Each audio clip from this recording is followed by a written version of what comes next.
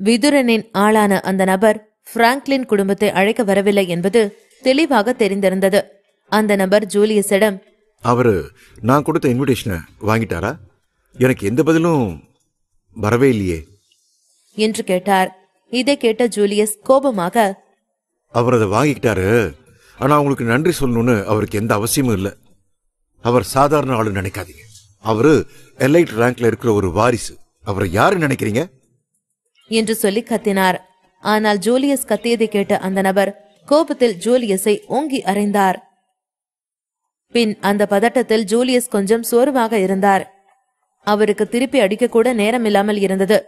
முகத்தில் அறைந்த பிறகும் ஜூலியஸ் எந்த உணர்ச்சியும் இல்லாமல் இருந்தார். அவன் முகம் சாம்பலை போல வெளிரி இருந்தது. அவர் பெஸ்வானி குடும்பத்தை புண்படுத்த துணியவில்லை. ஹோக்சியாவில் உள்ள பல வணிகங்கள் அல்லது தென்கிழக்கு ஆசியாவில் உள்ள வணிகங்கள் கூட அவர்களையும் அவருடைய ஆட்களையும் எதிர்க்க துணியவில்லை என்று நினைத்தார். பெஸ்வானி குடும்பத்தின் வழிகளும் அவர்களுடைய செயல்களும் மற்றவர்களை மிகவும் பயமுறுத்துவதாக இருந்தது. அவர்கள் எங்கு சென்றாலும் மற்றவர்களுக்கு அவர்களை பொறுத்த அபிமானத்தில் குழப்பமே ஏற்படும். ஜூலியஸ் அங்கிருந்து நகர்ந்து சென்று, நான் இப்பவே போய் அவங்கள கூட்டிட்டு வரேன் என்று சொல்லி கொள்ளைப்புறத்தை நோக்கி புறப்பட்டான். ஆனால் அவனுக்கு கொஞ்சம் வெட்கமாக இருந்தது. அவர் ஒரே குடும்பத்தின் தலைவராக இருந்த போதும் விதுரனின் வேலையாளின் கையால் அவர் அடி வாங்கியிருந்தார். அந்த அவமானத்தில் அவர் நொந்து கொண்டிருந்தார். அவர் தன் மனதிற்குள் ஏன் தன் மகளின் பேச்சை கேட்கவில்லை என்று நொந்து கொண்டார். ஜூலியஸ் சரவணனை சமாளிப்பது எளிதான காரியம் அல்ல என்பதை புரிந்து கொண்டார். ஜூலியஸ் வாசலுக்கு சென்ற பொழுது சாரா அங்கிருந்த நபரிடம் மன்னிப்பு கேட்டுக் கொண்டிருந்தாள். ஆனால் எலினா கூட தன்னுடைய அம்மா அந்த நபரிடம் மன்னிப்பு கேட்கிறாள் என்பதை நம்பவில்லை. சரவணன் மட்டுமே சாராவிற்கு புத்துமதி சொல்ல முடியும் என்று எலினா நினைத்தாள். இந்த காட்சியை பார்த்த ஜூலியஸ் வேகமாக கொல்லைப்புறத்திற்கு சென்றார். ஆனால் கொல்லைப்புறத்தில் ஆதிசேஷன் சரவணனிடம் பேசிக் கொண்டிருந்தார். ஜூலியஸ் அவர்களுக்கு இடையில் நுழைந்து ஆதிசேஷனை பார்த்த பிறகு அவர் திடீரென்று தான் பேச வந்த விஷயங்களை பேச வேண்டாம் என்று நினைத்தார். எல்லாவற்றிற்கும் மேலாக ஆதிசேஷன் சரவணனையும் ஜாயையும் இப்போதைக்கு ஆறுதல் படுத்தும் முயற்சியில் இருந்தார். அதனால் அவர் இப்போது செபாஸ்டியன் குடும்பத்தின் மீது ஆதிசேஷன் எவ்வளவு அதிகமாக முதலீடு செய்ய போகிறார் என்பதை அவரால் இந்த நேரத்தில் அவரிடம் கேட்டு தெரிந்து கொள்ள முடியவில்லை. இருந்தாலும் எப்படியாவது தெரிந்து கொள்ள முடியுமா என்று ஜூலியஸ் ஆர்வமாக இருந்தார். ஆதிசேஷன் எதிர்காலத்தில் அதிக பணம் சம்பாதிப்பது எப்படியும் அவருக்கு கடினமானதாக இருக்காது என்று அவர் நினைத்தார். பின் சிறிது நேரம் யோசித்துவிட்டு ஜூலியஸ் சரவணனிடம் நடந்து சென்று, சரவணா, வெளியில யாரோ உங்களுக்காக காத்திருக்காங்க, நீங்க வெளியே போய் அதை சமாளிங்க என்று சொல்லி தன்னுடைய தொனியை சரி செய்ய முயன்றாலும் அவனால் தன்னுடைய கோபத்தை இன்னும் அடக்க முடியவில்லை. விதுரன் பெஸ்வானி மைட்டி 7 இருக்கும் திவாகரின் மகன். அதனால் அவரை எதிர்ப்பதற்கு இந்த உலகிலேயே யாரும் இல்லை என்று அவர் நினைத்துக் கொண்டிருந்தார். அவரை பழிவாங்கும் அளவிற்கு தைரியம் யாருக்குமே இல்லை. இந்த தலைமுறையின் தென்கிழக்கு ஆசியா மற்றும் கட்டோகாவில் உள்ள அனைவருமே விதுரனை புண்படுத்தும் அளவிற்கு அவ்வளவு தைரியமானவர்கள் யாரும் இல்லை.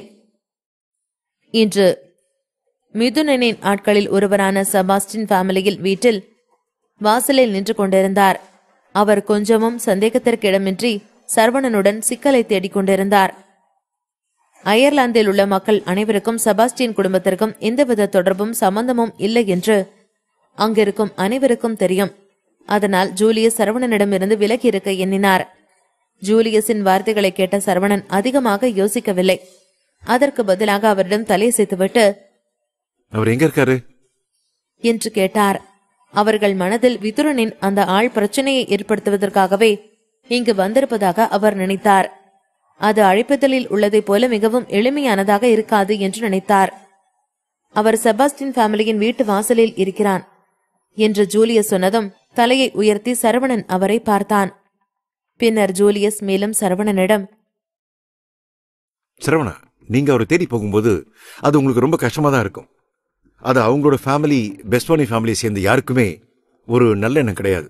கொஞ்சம் பார்த்து நடந்துக்குங்க என்று ஜூலியஸ் சொன்னதும் சரவணன் இதை கேட்டு திகைப்பாக நின்றான். சரவணன் திகைப்பாக இருந்தாலும் அதை அவரிடம் வெளிக்காட்டிக் கொள்ளாமல், பிரச்சனை இல்ல, நான் பாத்துக்கிறேன், அவரிடம் தலையசைத்து என்று கம்பீரமாக பதில் சொன்னான்.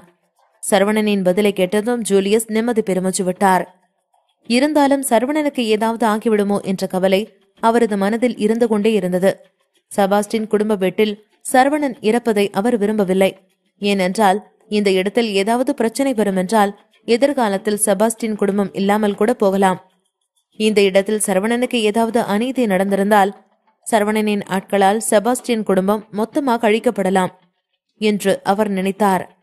இருந்தாலும் ஜூலியஸ் எதிர்பார்க்காதது என்னவென்றால், அவர் தனது வார்த்தைகளை முடித்த பிறகு சரவணனுக்கு அருகில் இருந்த ஆதிசேஷன் சரவணனை பின்தொடர்ந்தார்.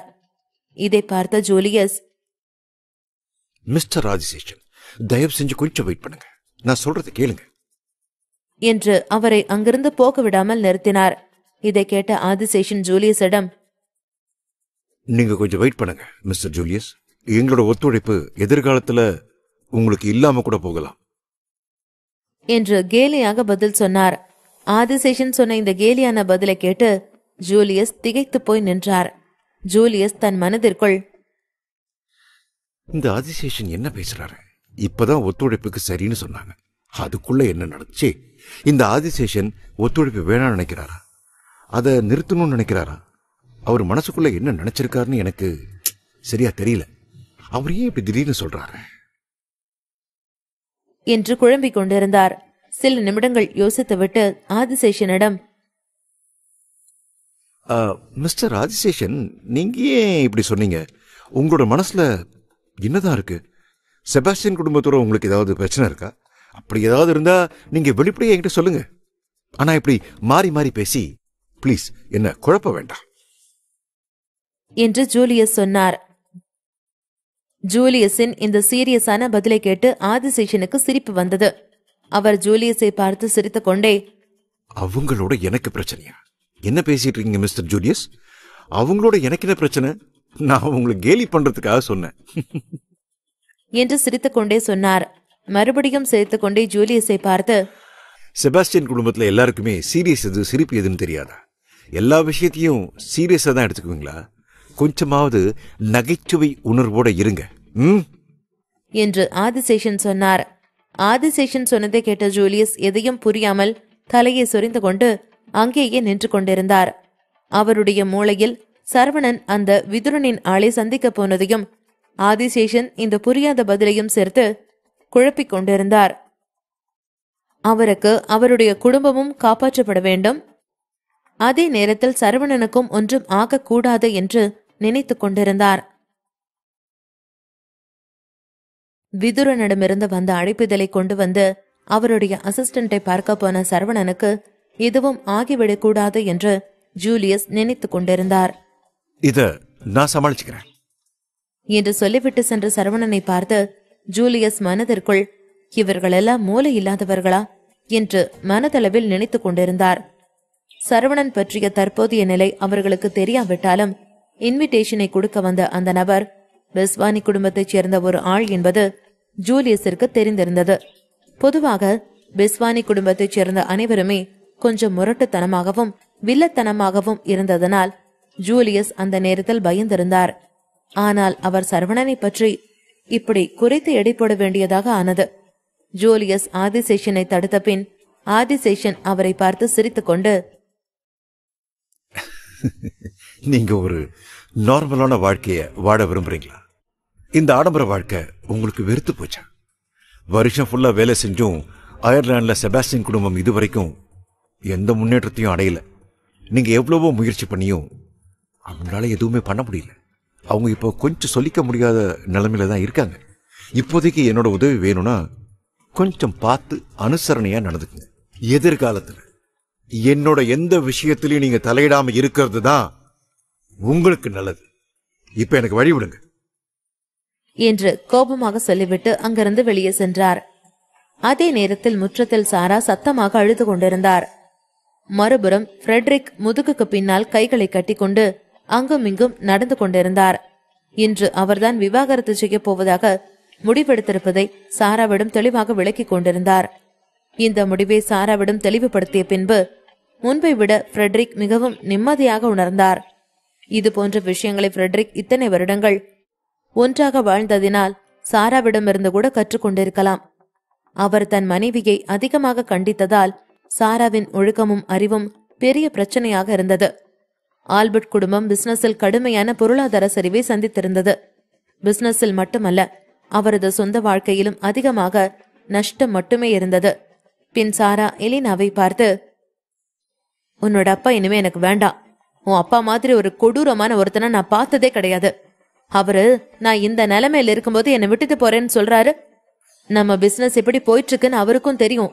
நம்ம பிசினஸ்ல இருக்கிற நஷ்டம் நம்ம குடும்பத்துக்கு வரணும்னு அவர் நினைக்கிறாரு போல. அவர் என்னை பத்தி கவலைப்படவே இல்ல. அவரோட எண்ணம் எல்லாமே பிசினஸ்ல மட்டும்தான் இருக்கு. அதனால உங்க அப்பா சொன்ன மாதிரி நான் அவரை டிவோர்ஸ் பண்ணலான் இருக்கேன். உன்னோட அப்பா இனிமே எனக்கு வேணாம் இல்லைனா என்று தன் கண்களை துடைத்துக் கொண்டே சொன்னார். தன்னுடைய பெற்றோரை இந்த நிலைமையில் பார்த்த எலினாவிற்கு பெரும் அதிர்ச்சியாக இருந்தது. அவள் அந்த நேரத்தில் திகைப்பாக அங்கேயே நின்று கொண்டிருந்தாள். ஆனால் சாராவின் செயல்கள் ஒவ்வொன்றும் எலினாவிற்கு பிடிக்கவில்லை. எலினா மட்டும் சாராவின் மகளாக இல்லாமல் இருந்திருந்தால் எலினா எப்போதோ சாராவை விட்டு சென்றிருப்பாள். ஆனால் சாராவின் மகளாக போய்விட்டதால், சாராவின் இரத்த சொந்தமாக மாறிவிட்டதால் இந்த நிலைமையில் சாராவை அவள் ஆறுதல் படுத்திக் கொண்டிருந்தாள். எலினாவின் ஆறுதல் வார்த்தைகளை கேட்ட சாரா கொஞ்சம் நிம்மதியடைந்தது போல இருந்தார். ஆனாலும் எலினா தன்னுடைய வார்த்தைகளை முடிக்காமல், அம்மா, இனிமே நீங்க எனக்கு ஒரு ப்ராமிஸ் பண்ணணும். நீங்க ஆல்பர்ட் குடும்பத்தோட எந்த பிசினஸ்லயும் எந்த முடிவும் எடுக்க மாட்டேன்னு சொல்லணும். இனிமே எல்லா பிசினஸையும் நானே பாத்துக்கிறேன். என்னால முடிஞ்ச அளவு நான் அதுல ஜெயிச்சு காட்டுவேன் என்று எலினா சொன்னாள். எலினாவின் இந்த வார்த்தைகள் சாராவிற்கு கொஞ்சம் அதிர்ச்சியாகவே இருந்தது. பின் அங்கிருந்து செல்வதற்கு முன் ஃப்ரெட்ரிக்கையும் எலினாவையும் முறைத்தபடி திரும்பி பார்த்தார். அப்போது வாசலில் காத்திருந்த பெஸ்வானி குடும்பத்தின் ஆள் பொறுமை இழந்து அந்த செபாஸ்டியன் ஃபேமிலி மாளிகைக்குள் நடந்து வந்தார். அந்த மனிதனால் தன்னுடைய முஷ்டிகளை இருக்காமல் இருக்க முடியவில்லை. அந்த நபர் சூட் அணிந்திருந்தார். அவருடைய உடையில் பெஸ்வானி என்ற சிவப்பு நிறத்தில் பெரிய பெரிய எழுத்துகள் இருந்தது. அவர் நடந்து வருவதை சாரா பார்த்தார். அந்த மனிதரை கண்ட சாரா தன் மனதிற்குள், இவரு பெஸ்வானியோட குடும்பத்தைச் சேர்ந்தவரா என்று நினைத்துக்கொண்டு நிம்மதி பெருமூச்சு விட்டாள். சாரா ஜெஸ்ஸியை சந்தித்து விட்டு திரும்பிய பிறகு பெஸ்வானி குடும்பத்தை பற்றி தெரிந்து கொள்ள பல்வேறு வழிகளை பயன்படுத்தினார். அதனால் இந்த நபர் பெஸ்வானி குடும்பத்தைச் சேர்ந்த ஆள்தான் என்பதை அவர் எளிதில் புரிந்து கொண்டார். அந்த குடும்பத்தைச் சேர்ந்த ஆட்கள் அனைவரும் பெஸ்வானி என்ற வார்த்தையை அடையாளமாக வைத்திருந்தனர். பின் அந்த நபரை கண்ட சாரா ஜெஸ்ஸி தன்னிடம் பொய் சொல்லவில்லை என்று நினைத்துக் கொண்டாள். பெஸ்வானி ஃபேமிலி தான் சாராவிற்காக இந்த இடத்தில் வந்து சரவணனை சமாளிக்கப் போகிறது என்று அவர் நினைத்துக் கொண்டார். சாராவை பொறுத்தவரை அது வலிமை மிக்க 7 பேரில் ஒருவரான பெஸ்வானி ஃபேமிலி. ஃப்ரெட்ரிக் இன்று சாராவை விவாகரத்து செய்ய போவதாக சொன்னதும் சாரா ஃப்ரெட்ரிக்கின் மீது வெறித்தனமான வெறுப்போடு இருந்தார். அவர் சௌத்ரி ஃபேமிலி உறுப்பினர்களின் மீது அதிக வெறுப்பில் இருந்தார். சாரா முன்பொரு காலத்தில் சிட்டாட்டிலில் அவர்களுடன் நல்ல உறவில்தான் இருந்தார். ஆனால் அந்த ஃபேமிலி சமீப காலமாக சாராவை புறக்கணித்து வந்தார்கள். இதனால் சாரா மிகுந்த கோபத்துடனும் ஒரு ஏமாற்ற உணர்வுடனுமே இருந்தார். இனிமேல் யாரையும் நம்பி இருக்க மாட்டேன் என்று தன் மனதிற்குள் சொல்லிக் கொண்டிருந்தார். அவர் எல்லாவற்றையும் தானே சமாளித்துக் கொள்வதாக முடிவெடுத்திருந்தார். சாரா அந்த நபரிடம் சென்று, வெல்கம் சார் என்று சொல்லி அந்த நபரை வரவேற்றார். ஆனால் அந்த பெஸ்வானி ஃபேமிலியைச் சேர்ந்தவர் சாராவை முற்றிலும் புறக்கணித்திருந்தார். அந்த மனிதனின் பார்வையில் சாரா அவருக்கு தெரிந்தவராகவும் ஒரு பெரிய ஆளாகவும் இருக்கவில்லை. அதனால் அவர் சாராவிற்கு பதிலளிக்கவில்லை. பின் மறுபடியும் வலிய சென்று என்று ஒரு புன்முறுவலோடு தன்னை அறிமுகப்படுத்தினார். ஆனாலும் அவர் பேசி முடிக்கும் முன் ஒரு பலத்த சத்தம் கேட்டது. அந்த பெஸ்வானி குடும்பத்தைச் சேர்ந்தவர் சாராவை கன்னத்தில் ஓங்கி அறைந்திருந்தார். அவர் அடித்ததும் சாரா அங்கிருந்து வேகமாக முற்றத்திலிருந்து வீட்டிற்கு வெளியே சென்றார். அங்கிருந்தவர்களின் கண்ணுக்கு சாரா வெளியே ஓடியது மட்டுமே தெரிந்தது. அந்த நபர் சாராவை அடித்த சத்தம் மட்டுமே கேட்டது. இதை பார்த்து அதிர்ச்சி அடைந்த எலினா சாராவின் பின் ஓடினாள்.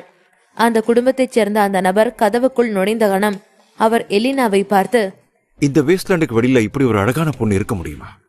உண்மையை சொல்லணும்னா இந்த மொத்த வேஸ்ட்லாண்டையும் இப்படி ஒரு அழகான பொண்ண நான் பார்த்ததே இல்லையே என்று நினைத்துக் கொண்டிருந்தார். அந்த நேரத்தில் சரவணன் சரியாக அந்த இடத்திற்கு வந்தான்.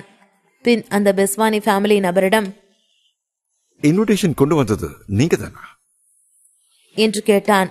அவனின் கேள்வியை கேட்ட அந்த நபர், ஆமா நான் தான். நீங்க தான் மிஸ்டர் சரவணனா என்று அந்த நபர் கேட்டார். பதிலுக்கு சரவணன், ஆமா நான் தான் சரவணன். இந்த ஃபீனிக்ஸ் ஃபேமிலி முன்னாடி நீங்க ஒரு சாதாரண அசிஸ்டன்ட். நீங்க மத்தவங்க கிட்ட எப்படி நடந்துக்கணும் அப்படின்னு உங்களுக்கு தெரியாதா என்று சொல்லிவிட்டு உடனே ஜஸ்டினின் தோளில் தட்டினார். சரவணன் ஜஸ்டினுக்கு கொடுத்த அந்த சைகை ஜஸ்டினை தவிர அங்கிருந்த யாருக்கும் புரியவில்லை. பேஸ்வானி ஃபேமிலியைச் சேர்ந்த அந்த ஆள் வியப்பில் ஆழ்ந்து போயிருந்தார். அப்படியே அதே ஆச்சரியத்துடன் சரவணனை பார்த்தார். அவரது பார்வை சரவணனின் முகத்தில் நிலையாக நின்றது. என்னதான் நடக்குது என்று தனக்குள் கேள்வி கேட்டுக் கொண்டிருந்தார் அவர். சரவணனையை பார்த்து கொண்டிருந்த அவருக்கு சரவணனின் தோற்றமே மிரண்டு போகச் செய்யும் அளவிற்கு இருந்தது. அவரது பெயர் நீரஜ் பேஸ்வானி. அவரும் விதுரன் பேஸ்வானியின் காட்ஸில் ஒருத்தர்தான். இன்னும் சொல்ல போனால் விதுரனின் வலது கையே இவர்தான். அவர் இதற்கு முன்னாடி பேஸ்வானி ஃபேமிலிக்கு ஏராளமான பங்களிப்புகளை செய்திருக்கிறார்.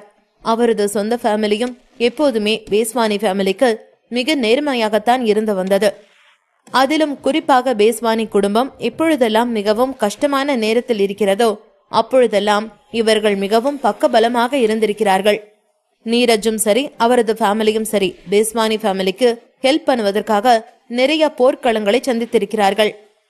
அவை ஏராளமான சப்ளைகளை வாங்குவதற்கும் விற்பதற்குமாக இருந்தன. மிக சுருக்கமாக சொல்ல வேண்டுமாக இருந்தால் நீரஜின் ஃபேமிலி இருந்ததால் தான் பேஸ்வானி ஃபேமிலியினால் இந்த அளவிற்கு காசு சம்பாதிக்க முடியுமாக இருந்தது. பேஸ்வானி குடும்பத்திற்கு ஒரு நல்ல சேவகனாக இருப்பதற்காகவே நீரஜ் மிக கடுமையான பயிற்சிகளுக்கெல்லாம் முகம் கொடுத்திருக்கிறார். அது மட்டுமல்லாமல் ஏசியாவில் இருக்கும் தனது மார்ஷியல் ஆர்ட்ஸ் கிளப்புகள் கூடவும் மோதி தனது திறமையை சோதித்து பார்த்திருக்கிறார். அவரது ஃபேமிலி காலம் காலமாக செய்து வந்த அத்தனை உதவிகளையும் இப்போது பேஸ்வானி ஃபேமிலி அங்கீகரித்திருக்கிறது. அதை தம் மனதார ஏற்றுக்கொள்ளும் பொருட்டுதான் அவர்களுக்கும் பேஸ்வானி ஃபேமிலியின் பெயரை கொடுத்து விட்டார்கள். நீரஜ் ஃபேமிலிக்கும் இப்பொழுது பேஸ்வானி ஃபேமிலியின் பெயர் கிடைத்துவிட்டது. பிறகு அவர்களுக்கு பேஸ்வானி ஃபேமிலியினால் ஒரு அங்கீகாரம் கிடைத்தது போல இருந்தது. நீரஜை பற்றி சொல்ல வேண்டுமாக இருந்தால் அவர் இருந்த இன்டர்நேஷனல் ட்ரைனிங் கேம்பில் அவர்தான் ஒரு அவுட்ஸ்டாண்டிங் மாணவனாக இருந்தார். அவர் அங்கேயே எத்தனையோ பதக்கங்களையும் பரிசுகளையும் வென்றிருக்கிறார். அது மட்டுமில்லாமல் அவர் ஹோக்சியாவில் மட்டுமில்லாமல் ஏசியாவில் இருக்கும் எல்லா முக்கியமான மார்ஷியல் ஆர்ட்ஸ் கிளப்புகளிலும் சண்டை போட்டிருக்கிறார். அவர் ஒரு சில மூவ்களை மட்டும் கற்று வைத்துக் கொண்டு அதை வைத்து சீன் போட்டு அலைபவரில்லை. முறையாக எல்லாவற்றையும் கற்று அதிலும் சிறப்பு தேர்ச்சி எடுத்து எல்லாவற்றிலும் சிறந்திருக்கக்கூடிய ஒரு நல்ல ஃபைட்டர். அவரிடம் நிறைய ஸ்ட்ரென்த்தும் ஸ்கில்களும் குமிந்து கிடந்தன. ஆனால் அத்தனையும் அவருக்குள் இருந்தாலும் கூட இப்போது சரவணன் பேசிய தொனியில் எல்லாம் அப்படியே ஆற்றில் கரைத்து விட்டது போல மறைந்து நின்றது. அவர் அப்படியே மிரண்டு போய் நின்றிருந்தார். அவரது மண்டைக்குள் சரவணன் சொன்னது மட்டும்தான் மீண்டும் மீண்டும் ஒலித்துக் கொண்டிருந்தது. கூடவே அவருக்கு ஏனோ சரவணனின் டோனில் ஏதோ ஒரு ஹிண்ட் இருப்பது போல தெரிந்தது. அவருக்கு முன்னால் இருப்பது ஏதோ சக்தி வாய்ந்த நெருப்பு குண்டத்திற்கு முன்னால் நிற்பது போல இருந்தது. சரவணன் சொன்ன ஒவ்வொரு வார்த்தையும் ஒவ்வொரு விதமான தாக்கத்தை ஏற்படுத்தி கொண்டிருந்தது. அப்படியே அதிர்ந்து போய் இருந்தவர் திடீரென்று தன்னிலைக்கு வந்தார். உடனே என்று சத்தமாக சிரித்தார். அவருக்கு இப்போதுதான் மூளை வேலை செய்ய ஸ்டார்ட் பண்ணியது போல இருந்தது. அவருக்கு இப்போது கொஞ்ச நாட்களாக இருந்த அதிக களைப்பினால் ஏதாவது கற்பனை செய்து கொண்டிருப்பேன் போல என்று தோன்றியது. இல்லையென்றால் சரவணனுக்கு எங்கே இருந்து இந்த அளவிற்கு திறமை வந்தது என்று யோசித்தார். அப்படியே சரவணனுக்கு போதுமான அளவு திறமை இருந்தால் கூட அவனால் எப்படி அவனது காசை காப்பாற்ற முடியாமல் போனது? அவன் எதற்கு அவனது காசு எல்லாவற்றையும் தெரசா சேரிட்டிக்கு டொனேட் செய்ய வேண்டும் என்று எல்லாவற்றையும் யோசித்துக் கொண்டிருந்தான். நீரஜ் ஒரு பிசினஸ் மேன் எல்லாம் இல்லை, அது அவரது பக்கமும் இல்லை. அதனால் அவருக்கு பிசினஸ் ஆபரேஷன் பற்றி எல்லாம் தெரியாது. ஆனாலும் அவருக்கு ஒரு விஷயம் மட்டும் நன்றாக தெரிந்திருந்தது. அது தான் ஒருத்த நாள் அவனுக்கு இருக்கும் பிசினஸ் ஸ்ட்ராட்டஜிகளால் பாதுகாக்க முடியாததை கூட அவனது கையை பொற்றுவதன் மூலம் பாதுகாத்துக் கொள்ளலாம் என்பதுதான். என்னது? எனக்கு ரிட்டர்ன் கிஃப்ட் கொடுக்க போறியா? உன்னால அத அஃபோர்ட் பண்ண முடியுமா? சின்ன பிள்ளைத்தனமா இருக்கு. பெஸ்வானி ஃபேமிலி உன்கிட்ட இருந்து எதையாவது எதிர்பார்க்குதுன்னு நினைச்சிட்டு இருக்கேன். உங்ககிட்ட பெஸ்வானி ஃபேமிலி காசை எதிர்பார்க்குது. நீ சிட்டாடலுக்கு டொனேட் பண்ற அந்த சொச்ச காசா எங்களுக்கு தேவை. அதை பத்தியா நாங்க பேசிக்கிட்டு இருக்க போறோம்? பெஸ்வானி ஃபேமிலிக்கு வேண்டியதெல்லாம் உன்னோட உயிர் மட்டும்தான், கூடவே மொத்த பிராங்க்லின் ஃபேமிலியும் தான் என்று நினைத்து கொண்டு கேட்டார். அப்போது ஜஸ்டின் நீரஜை பார்த்து, நான் உங்ககிட்ட கொஞ்சம் பேசலாமா என்று கேட்டான். எதற்கு என்று. ஆனால் இப்போது ஜஸ்டினின் பாவனையும் கூட மிக சீரியஸாக இருந்தது.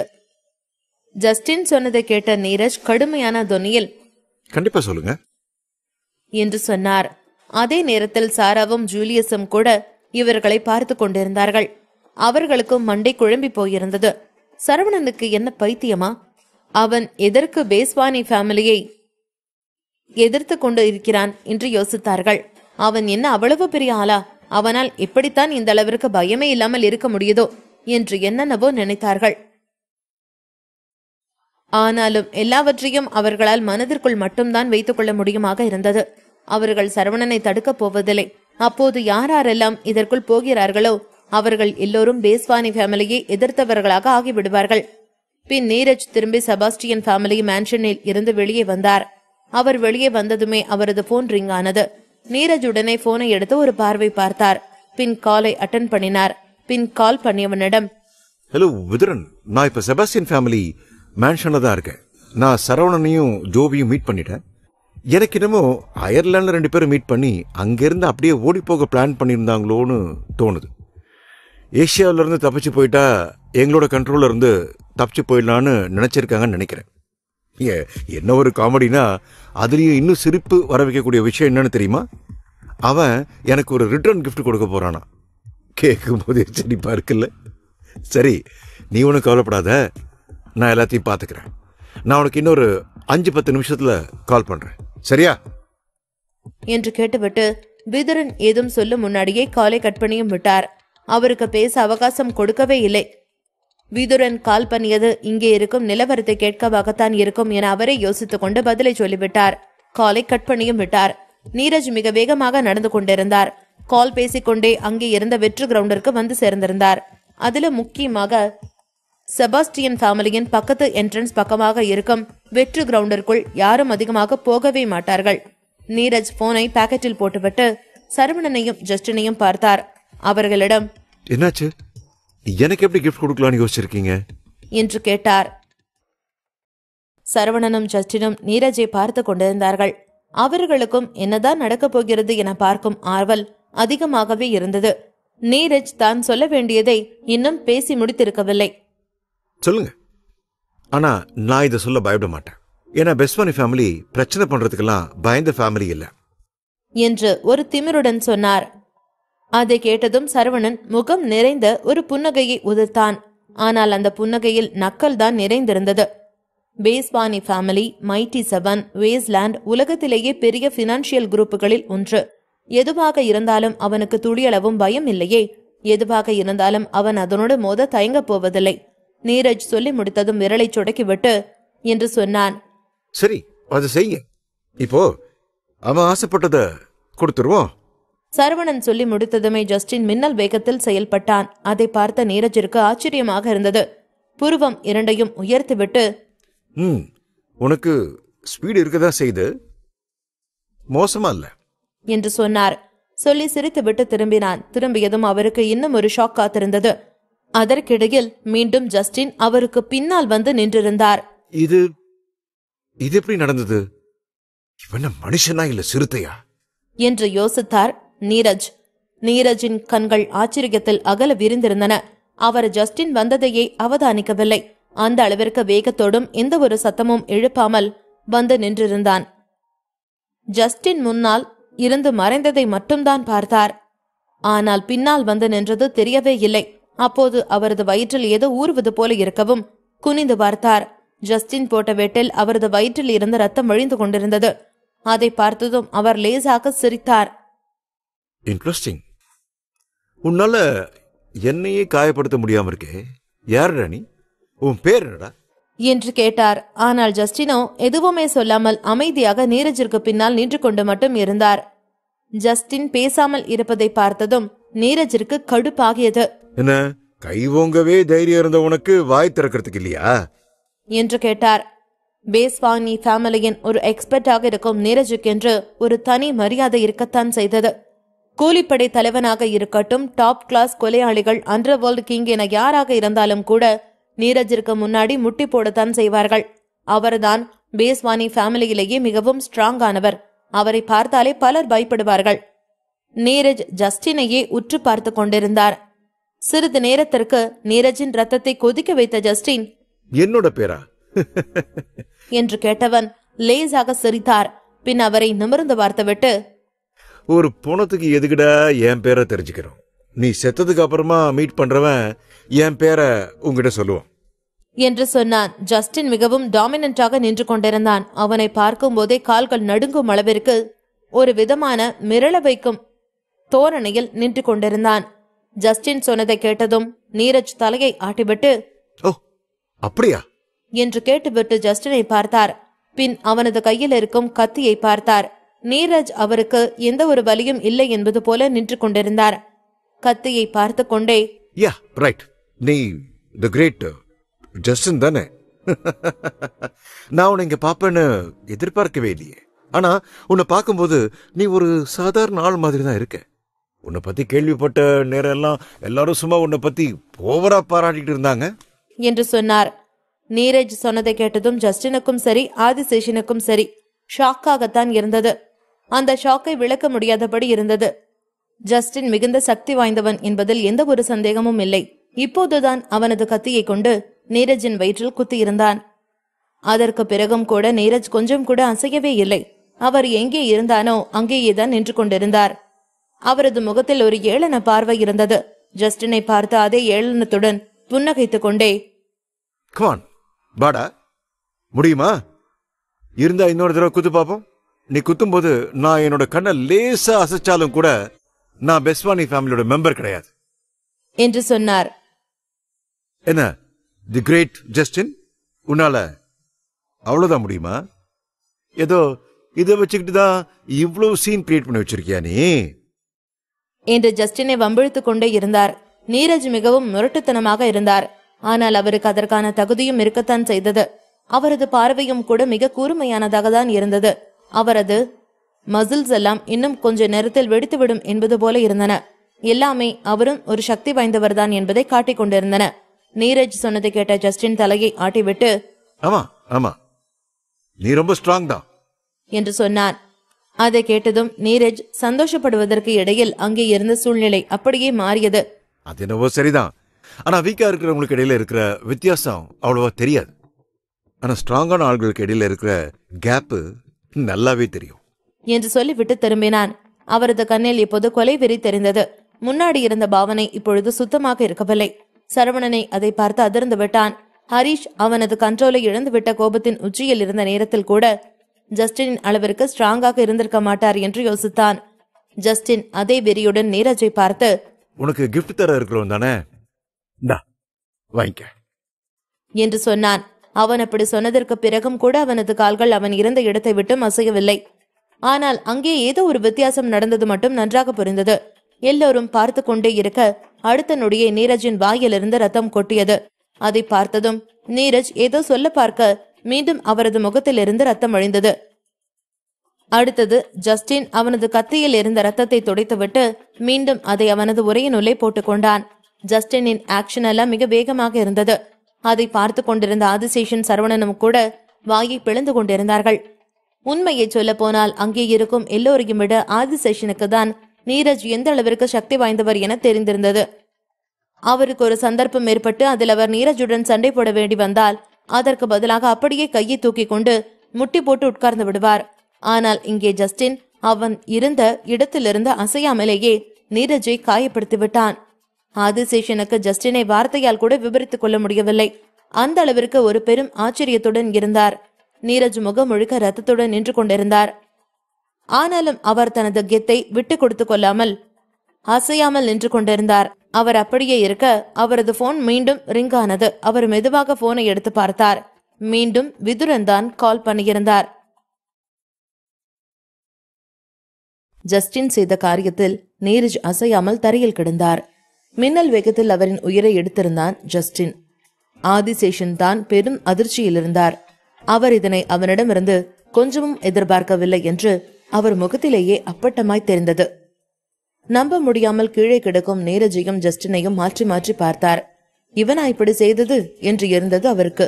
அதே நேரம் நீரஜ் போன் மீண்டும் ஒலித்தது. அதில் கொட்டை எழுத்தில் விதுரன் என்ற பெயர் தெரிந்தது. போன் அடித்துக்கொண்டே இருந்தாலும் சரவணனும் ஜஸ்டினும் அதை வெறுமனை பார்த்து கொண்டிருந்தார்கள். யாருக்கும் அந்த அழைப்பை ஏற்கும் எண்ணமில்லை. இன்னொரு பக்கம் ஆதிசேஷனும் போனையே பார்த்து கொண்டிருந்தார். அழைத்திருப்பது யார் என்று பார்த்ததும் அவர் பெரிதாய் அதிர்ந்தார். பேச்சே வராத அளவிற்கு பெரும் அதிர்ச்சியில் இருந்தார். நீரஜ் எவ்வளவு பவர்ஃபுல்லான ஆள் என்று அவருக்கு தெரியும். அதேபோல் நீரஜ் பற்றியும் நன்றாக தெரியும்.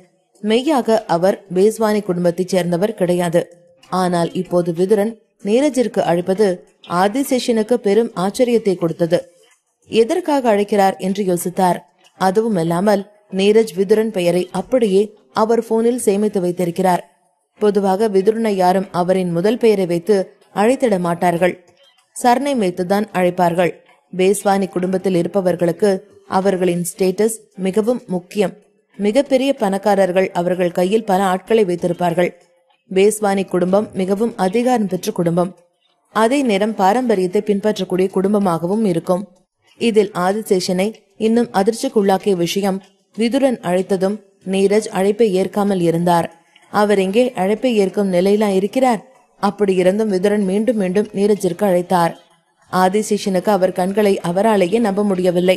எப்பத்துல இருந்து விதுரன் ஒருத்தருக்கு 2 முறை கால் பண்ண ஆரம்பிச்சாரு என்று ஆச்சரியமாக நினைத்தார் ஆதிசேஷன்.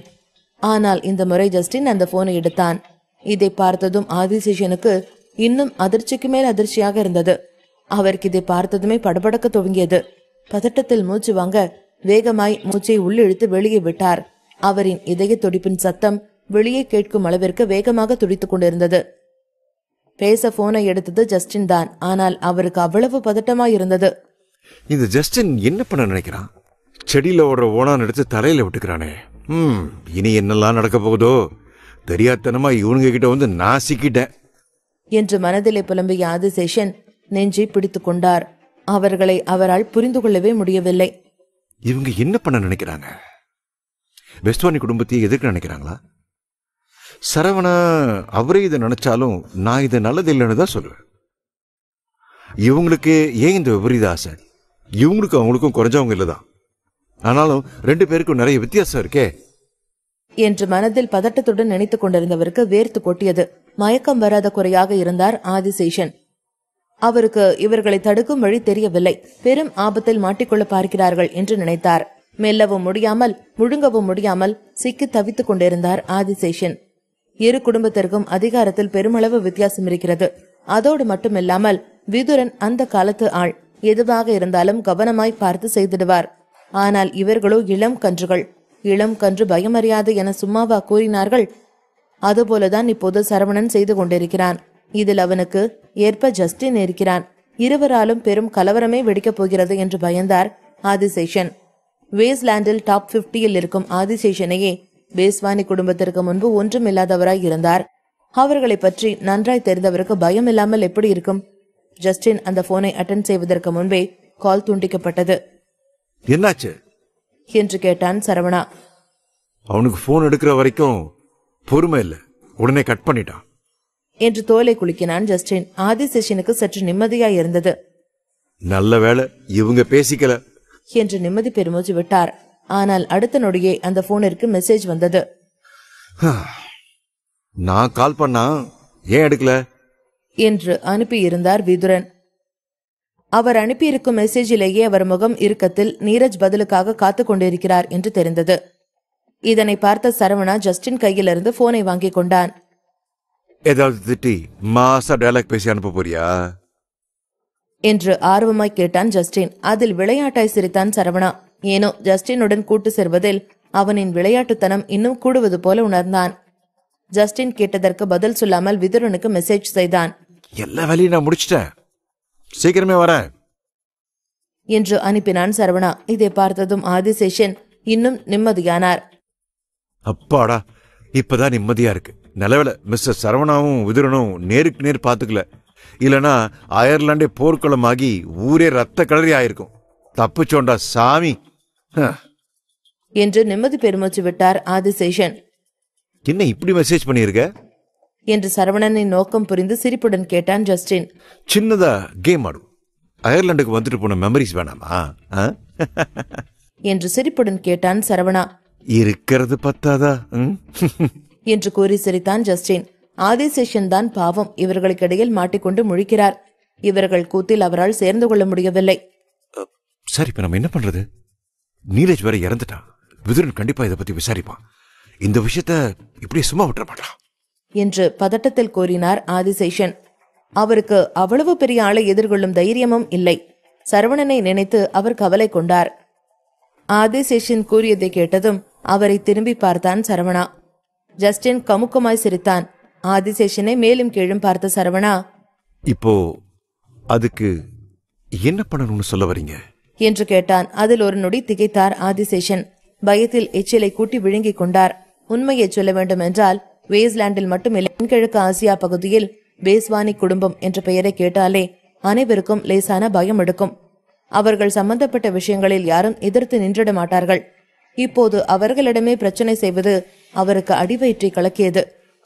அது இதை சரிகட்ட நம்ம ஏதாவது பண்ணியாகணும், இல்லனா அவங்க இதை பத்தி விசாரிக்க ஆரம்பிச்சிருவாங்க என்று மீண்டும் கூறினார் ஆதிசேஷன். சரவணா மீண்டும் அவரை திரும்பி பார்த்தான். ஆனால் இம்முறை அவனின் முகம் வேறு மாதிரி இருந்தது. இப்படிப்பட்ட ஒருத்தரை அவன் சந்திப்பான் என்று அவன் எதிர்பார்க்கவில்லை. அவர் மீது அவனுக்கு அதிருப்தி இருந்தது. சரவணனின் முகமாற்றத்தை கண்டுகொண்டார் ஆதிசேஷன். சில நொடிகள் தயங்கியவர், நீங்க என்ன நினைக்கிறீங்கன்னு எனக்கு தெரியுது சார். உங்க அப்பா எனக்காக நிறைய உதவி பண்ணியிருக்காரு. அவர் மட்டும் இல்லைனா இன்னைக்கு இந்த இடத்துல நான் நின்று இருக்க மாட்டேன்.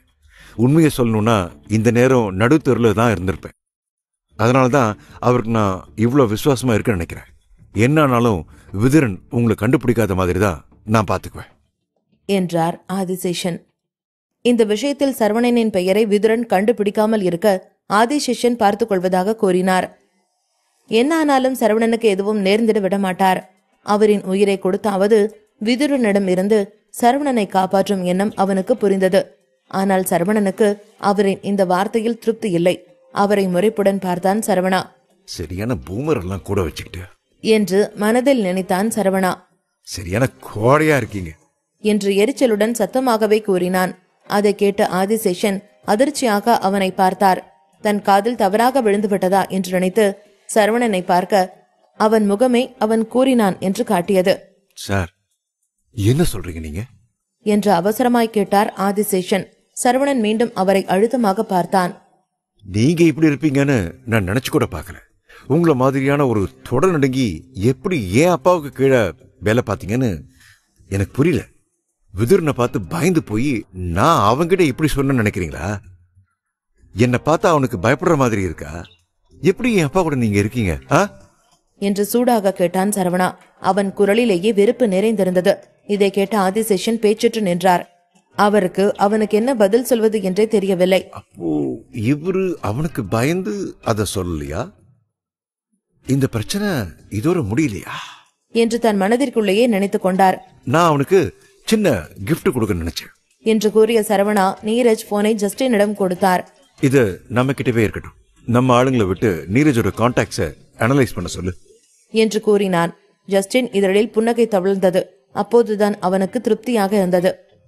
தானே பார்த்தேன். எனக்கு உன்னை பத்தி நல்லா தெரியும் டியூட். நீ பெருசா ஏதோ பண்ண போறேன்னு. ஸ்மார்ட் ப்ரோ நீ. என்று சிரித்தான் ஜஸ்டின். சரவணன் அப்படி மெசேஜ் செய்த போதே பெரிதாக ஏதோ செய்ய போகிறான் என்று அவனுக்கு தெரியும். சரவணனின் உயிர் தோழனாய் அவன் அதனை அறிந்திருந்தான். சரவணன் இந்த விஷயத்தில் எவ்வளவு ஆத்திரமாய் இருக்கிறான் என்று நன்றாய் அவனுக்கு புரிந்தது. விதுரன் ஜாய் பெற்றவர்களை தாக்கி ஜாயை அவ்வளவு அழவிட்டதற்காக ஒன்றும் அவன் இவ்வளவு தூரம் இறங்கி செய்யவில்லை. ஒரு இடத்திற்கு ஒரு ராஜா தான் இருக்க வேண்டும். அதுவும் சரவணன் இருக்கும் இடத்திற்கு அவன் மட்டுமே ராஜா. இது அரியாசனத்திற்காக போடும் சண்டை. ஓகே டியூட் என்று அழகாய் ஒற்றை கண்ணை அடித்தான் ஜஸ்டின். அதன் பின் சரவணனிடமிருந்து போனை வாங்கி கொண்டான். இப்போது ஆதிசேஷன் தான் திகைப்பில் மூழ்கியிருந்தார். அவரின் கட்டுப்பாட்டையும் மீறி அவரின் உடல் அப்பட்டமாய் நடுங்கியது. என்ன இவர் எப்படி இருக்காரு? விதுரன் பத்தி தெரியுமா தெரியாதா? பெஸ்வானி குடும்பத்தை பத்தி கேள்விப்பட்டிருக்காரா இல்லையா? செத்து போனது நீரஜ், விதுரனோட ரைட் ஹேண்ட். அவரை கொன்னது போதாதுன்னு இப்போ விதுரனையும் அட்டாக் பண்ண தயாரா இருக்காரு அவரு. நிஜமாவே சரவணன் வேர்ல்ட் ஃபேர்ல அட்டன் பண்ண போறாரா? அது நிஜமாவே வேர்ல்ட் ஃபேரா இல்லையா? இல்ல சரவணனுக்கு விரிச்ச வலையா? ஒருவேளை சரவணன் அதுல மாட்டிக்க பாக்குறாரோ என்று பெரிதாய் மனதில் குழம்பினார் ஆதிசேஷன். அவருக்கு சரவணனை தடுக்கும் வழி தெரியவில்லை. மிஸ்டர் சரவணன் என்று வருத்தத்துடன் அவனை அழைத்தார் ஆதிசேஷன். அவன் அவசரப்பட்டு இதில் சிக்கிக்கொண்டு தவிக்க கூடாது என்று நினைத்தார். சரவணா அவர் அழைத்ததும் மீண்டும் அவர் பக்கம் திரும்பினான். இன்னில இருந்து நீங்க வேலன் குடும்பத்தை சேர்ந்த ஆள் இல்ல. நீங்க வேலன் குடும்பத்தை ஃபாலோ பண்றதுக்கு அவசியமும் இல்ல என்று நேரடியாக கூறினான் சரவணா. அதில் அதிர்ந்த ஆதிசேஷனின் முகம் நொடியில் வெளுத்தது. ஆனால் சீக்கிரமே தன்னை ஒரு நிலைப்படுத்திக் கொண்டார். அவருக்கு இந்த முடிவு தவறாக தோன்றவில்லை. சிவசக்திவேல் அரியணையை விட்டுவிட்டு அடுத்த தலைமுறைக்கு வழிவகுத்து விட்டார். ஒரு தலைவனாக இருப்பது எளிதான காரியமில்லை. அதுவும் பதவிக்கு புதிதாக வந்த தலைவன் தனது திறமையையும் தைரியத்தையும் காட்டிட நிறைய விஷயங்களை செய்திடுவார். அதுபோலதான் இதுவும் என்று நினைத்தார் ஆதிசேஷன். ஆனால் அதே நேரம் சரவணனின் திறமையை காட்டிட பேஸ்வானி குடும்பம் அவனுக்கு இடம் கொடுக்க மாட்டார்கள். அதுவும் இல்லாமல் சரவணன் சிவசக்திவேல் போன்று இல்லை என்று நினைத்தார் ஆதிசேஷன். ஓகே, தேங்க்யூ சார் என்று லேசான புன்னகையுடன் தலையசைத்தார் ஆதிசேஷன். இதுவும் ஒரு வகையில் தமக்கு நல்லதுதான் என்றும் நினைத்தார். இந்நேரம் சிவசக்திவேல் மட்டும் முன்னிலையில் இருந்தால் பேஸ்வானி குடும்பம் எல்லாம் சக்திவேலுக்கு நிகராக இருந்திருக்காது. அவரை அவர்களால் நெருங்கி இருக்க முடியாது என்று நினைத்தார் ஆதிசேஷன். ஏன் ஒட்டுமொத்த தென்கிழக்கு ஆசியாவிலேயே சிவசக்திவேலுக்கு நிகர் யாராகவும் இருந்திருக்க முடியாது. ஆனால் சரவணன் இவ்வளவு துணிச்சலுடன் இருக்கிறானே என ஆச்சரியப்பட்டார். அதன் பின் சரவணன் அங்கிருந்து கிளம்பினான். என் அப்பா அநியாயத்துக்கு நல்லவரா இருந்திருக்காரே என்று சொல்லியபடி செபாஸ்டியன் வில்லா நோக்கி நடந்தான். அவன் கூடவே ஜஸ்டினும் நடந்தான். ஏன் இப்படி என்று கேட்டான். என்னால் நம்பவே முடியல. டாப் 50ல இருக்கிற ஆதிசேஷன் மாதிரியான ஒருத்தரை என் அப்பா எப்படி அவர் பக்கம் வச்சிருக்காருன்னு எனக்கு ஆச்சரியமா இருக்கு. இன்னும் அவரை பத்தி நான் தெரிஞ்சுக்க வேண்டியது நிறைய இருக்கு போல என்று கூறிட ஜஸ்டின் அமைதியாய் அவனுடன் நடந்தான். சரவணனுக்கு சிவசக்திவேலின் அனைத்து பிசினஸையும் எடுத்துக்கொள்ள மிகவும் ஆர்வமாய் இருந்தது. அவனால் காத்திருக்க முடியவில்லை. அதேபோல் அதற்கான வேலைகளையும் அவன் வெறும் ஒரே மாதத்தில் முடித்து விடுவான் என்று அவனும் எதிர்பார்க்கவில்லை. அவன் வேக வேகமாய் வேலைகளை செய்திருந்தான். அதன் பின் நேராக செபாஸ்டியன் வில்லாவிற்கு சென்றான். அங்கு ஜூலியஸ் முதல் கொண்டு மற்ற அனைவரும் அவனுக்காக வாசலிலே காத்து கொண்டிருந்தார்கள். சரவணனும் ஜஸ்டினும் பேசி சிரித்தபடியே வருவதை பார்த்து அங்கிருந்தவர்கள் அனைவரும் ஆச்சரியமாய் வாயை பிளந்தார்கள். என்ன இவனுங்க முழுசா வந்திருக்கானுங்க? நீரஜ் இவனுங்கள கொள்ளலியா? எப்படி தப்பிச்சிருப்பாங்க என்று சாரா மட்டும் யோசிக்கவில்லை. அங்கிருந்த அனைவருமே இப்படித்தான் யோசித்தார்கள். சரவணன் வந்ததுமே சாராதான் அனைவரையும் முந்திக் கொண்டு அவனிடம் சென்றார். அவருக்கு எவ்வளவு கொடுத்த என்று கேட்டார். நான் ஏன் பணம் கொடுக்கணும் என்று கேள்வியாக புருவம் சுருக்கினான் சரவணா. சாரா முகம் உடனே மாறியது. முகத்தை பாவமாக வைத்துக் கொண்டார். சரவணா, எனக்கு தெரியும் ஃப்ரெட்ரிக்காக நீதான் அயர்லாண்ட்ல இன்வெஸ்டர்ஸ் தேடி கண்டுபிடிச்சு கொடுத்தேன்னு. தப்புதான். நான் உன்னையும் மற்றவங்களையும் ரொம்பவே அசிங்கப்படுத்தியிருக்கேன். எல்லா விஷயத்திலயும் மற்றவங்களை பத்தி யோசிக்காம நான் என்னோட இஷ்டத்துக்கு நடந்துகிட்டு இருந்திருக்கேன். இப்பதான் எலினாவும் ஃப்ரெட்ரிக்கும் எனக்கு நல்ல பாடத்தை கத்துக் கொடுத்தாங்க. நான் எவ்வளவு தப்பு பண்ணிருக்கேன்னு எனக்கு இப்பதான் புரியுது. பிளீஸ் சரவணா, என்னை மன்னிச்சுடு. இதுவரை நான் பண்ணின தப்பு எல்லாத்துக்கும் சேர்த்து மன்னிப்பு கேட்டுக்கிறேன் என்று கூறினார் சாரா. சரவணனுக்கு பெரும் அதிர்ச்சியாக இருந்தது. சாரா வாயிலிருந்து இந்த வார்த்தைகள் வருகிறதா என்று நம்ப முடியாமல் பார்த்தான் சரவணா.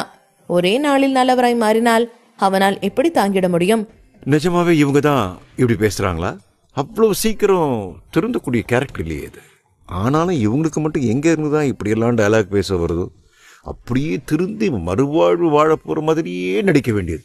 எப்பா, இது உலகமகா நடிப்புடா சாமி என்று நினைத்தான் சரவணா. சாராவா இப்படி பேசுகிறார் என்று நம்ப முடியாமல் பார்த்தான் சரவணா. எனக்கு தெரியும் சரவணா, நீரஜ் உன்கிட்ட பீனிக்ஸ் குடும்பம் கொடுத்த பணத்தை கேட்கதான் பேச வந்தாருன்னு. நான் யோசிச்சு பார்த்தேன். எனக்கு என்னமோ நீ திரும்ப அதை அவங்க கிட்டே கொடுக்கறது தான் நல்லதுன்னு தோணுது. நம்மள மாதிரி ஆளுங்கனால பீனிக்ஸ் குடும்பம் மாதிரி பெரிய குடும்பத்தை பகச்சுக்க முடியாது.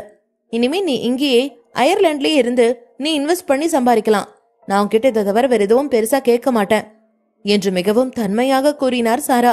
செபஸ்டியன் குடும்பத்திற்குள் திரும்ப நுழைவதற்காக சாரா என்ன வேண்டுமென்றாலும் செய்திடுவாள். இங்க இருந்து நான் என்ன பண்ண போறேன் என்று லேசாய் முணுமுணுத்தான் சரவணா. சரவணனை நெருங்கி வந்த எலினா அவனின் கைகளை பிடித்துக்கொண்டு சாரி சரவணா என்று தயக்கத்துடன் கூறினாள். அதில் அவள் கைகளில் இருந்து தன் கையை பிரித்து கொண்டான். பரவாயில்ல விடு, ஒன்னும் இல்ல என்று அமைதியான குரலில் கூறினான் சரவணா. எலினாவிற்கு லேசாய் மனம் வலித்தது. கைகளை கூட பிடிக்க விட மாட்டேங்கிறானே என்று. சரவணன் மனதில் இடம் பிடிக்கும் எண்ணம் எலினாவிற்கு. அவளால் அதனை செய்த இடம் பேஸ்வானி ஃபேமிலி மேன்ஷன். விதுரனுக்கு நீரஜிடமிருந்து மெசேஜ் வந்தது. அதை பார்த்த விதுரன் யோசனையாக புருவம் சுருக்கினார். விதுரனுக்கு அருகே இன்னொரு நபர் வேகமாய் ஓடி வந்தார். மிஸ்டர் பெஸ்வானி, நீரஜ் எல்லா வேலையும் நீங்க சொன்ன மாதிரி முடிச்சிட்டாரா என்று கேட்டார். அதில் கடுப்புடனே பெருமூச்சு விட்டார் விதுரன். இவன் இருக்கானே, அவன் அங்க என்ன பண்ணிட்டு இருக்கான்னு எனக்கு தெரியல. ஆனா போன நேரத்துக்கு இந்நேரம் எல்லாத்தையுமே ரொம்ப கொடூரமா கொண்டு போட்டிருப்பான்னு நினைக்கிறேன். என் ஃபோன் காலை கூட எடுக்க அவனுக்கு நேரம் இல்லை. அவ்வளவு பிஸியா அவன் வேலையில மூழ்கி இருக்கான்னு நினைக்கிறேன். எனக்கு ஜஸ்ட் மெசேஜ் மட்டும் அனுப்புனான். கண்டிப்பா அவன் சொன்ன வேலையை முடிச்சிருப்பான் என்று நம்பிக்கையாக கூறினார் விதுரன். அவருக்கும் நீரஜிற்கும் 20 வருட பழக்கம் இருக்கிறதே. 20 வருடங்களா இருவரும் நெருங்கிய நண்பர்கள், சகோதரர்கள் போல ஒருத்தருக்கொருத்தர் துணை நின்று கொண்டிருக்கிறார்கள். நீரஜ் விதுரன் குடும்பத்தைச் சேர்ந்தவர் இல்லைதான். ஆனாலும் நீரஜ் மீது அதீத மதிப்பு அவருக்கு உண்டு. விதுரனின் இன்னொரு பாதி என்று சொல்லும் அளவிற்கு இருந்தது. விதுரனுக்கு இருக்கும் தடைகள் அனைத்தையும் தகற்றி அவரை ராஜாவாக்கி அழகு பார்த்தது எல்லாமே நீரஜ் தான். விதுரனின் தளபதிதான் நீரஜ்.